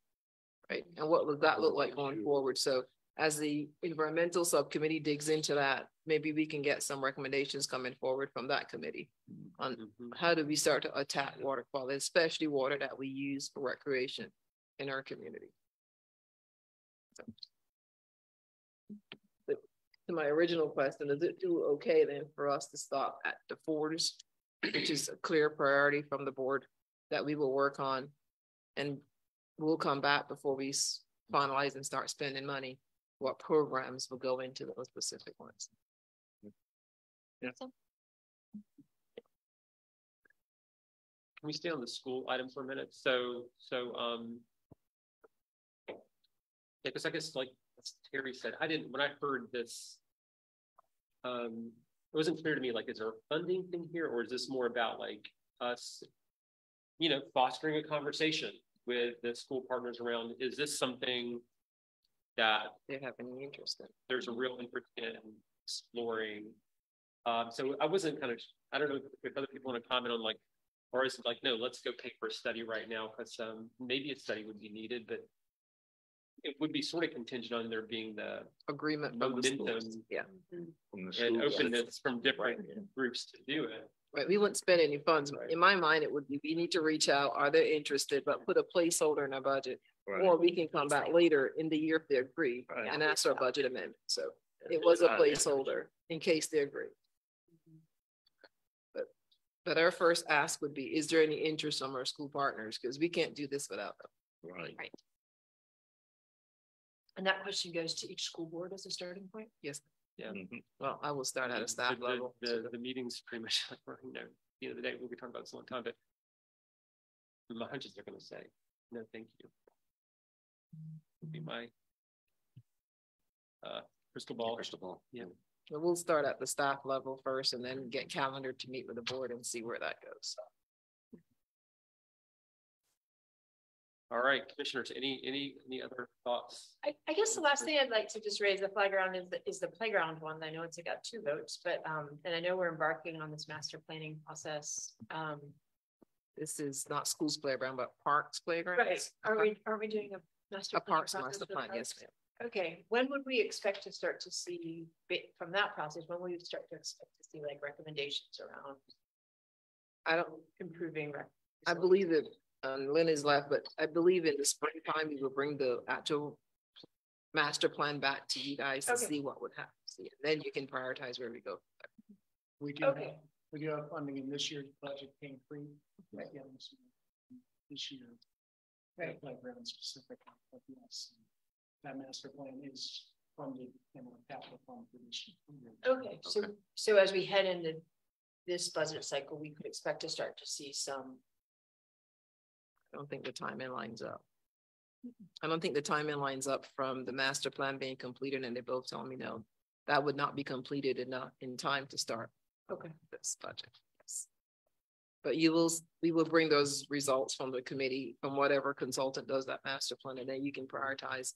Do we start at Lake Julian first, and how do we start to build out? That master plan is more of an end of 2023 calendar year kind of. I think fiscal year. I think it will become an end of 23 fiscal year. So sometime in that May, June timeframe, we should be bringing that back to you. Is that the timing? We'll start in early spring. Start. It's going to take several months, maybe 3 to 6 months Okay. We won't have the recommendations in time for 24. So it's not on the street yet. Correct. Well, I guess I would just like to sort of put a flag on that conversation as we head into the budget season. Is if the plan will be done, say by fall, not having to wait a whole nother 9 months to deploy funding to start moving forward. So okay, whatever staff will figure out, maybe some ideas about it. Good point.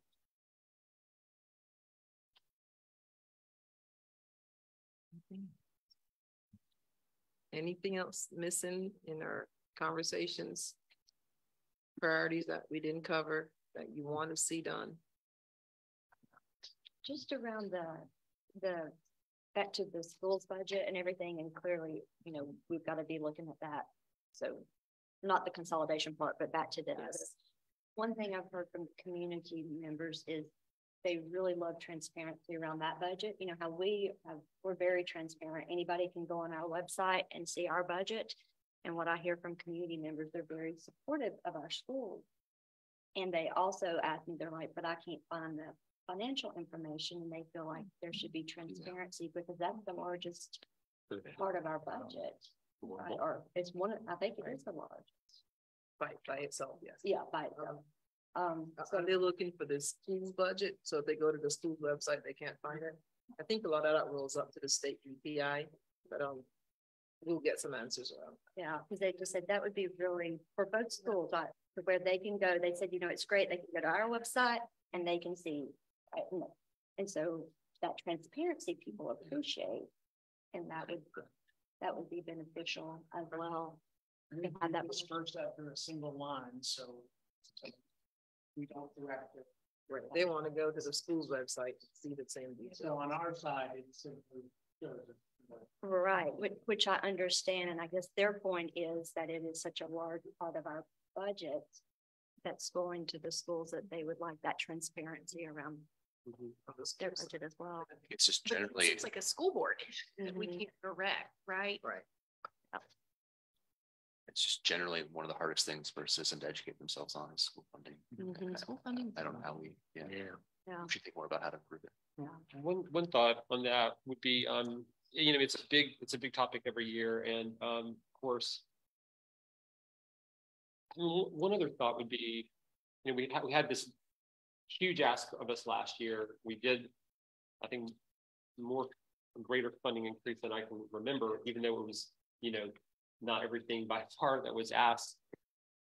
I guess maybe it's one question would be, is there an opportunity to talk with the schools about, you know, their requests and some of the key issues there around compensation, and think about that over, you know, the next several years, you know, because there's only so much you can ever do in any one year. But if you say, like, here's where we are, here's where we want to get to, I mean, on a lot of these big issues, you know, we don't solve the problems in like one budget year, right? You try to make progress, but maybe if we could sort of define together the progress that we think we could achieve over several years, and part of that will happen this year, just so it's not just an annual process, but more of like a multi-year plan for teacher pay and some of these other key issues we want to see the schools get to. And if we had a plan that we kind of, because at this point, I mean, I would say, you know, Avril, I don't think we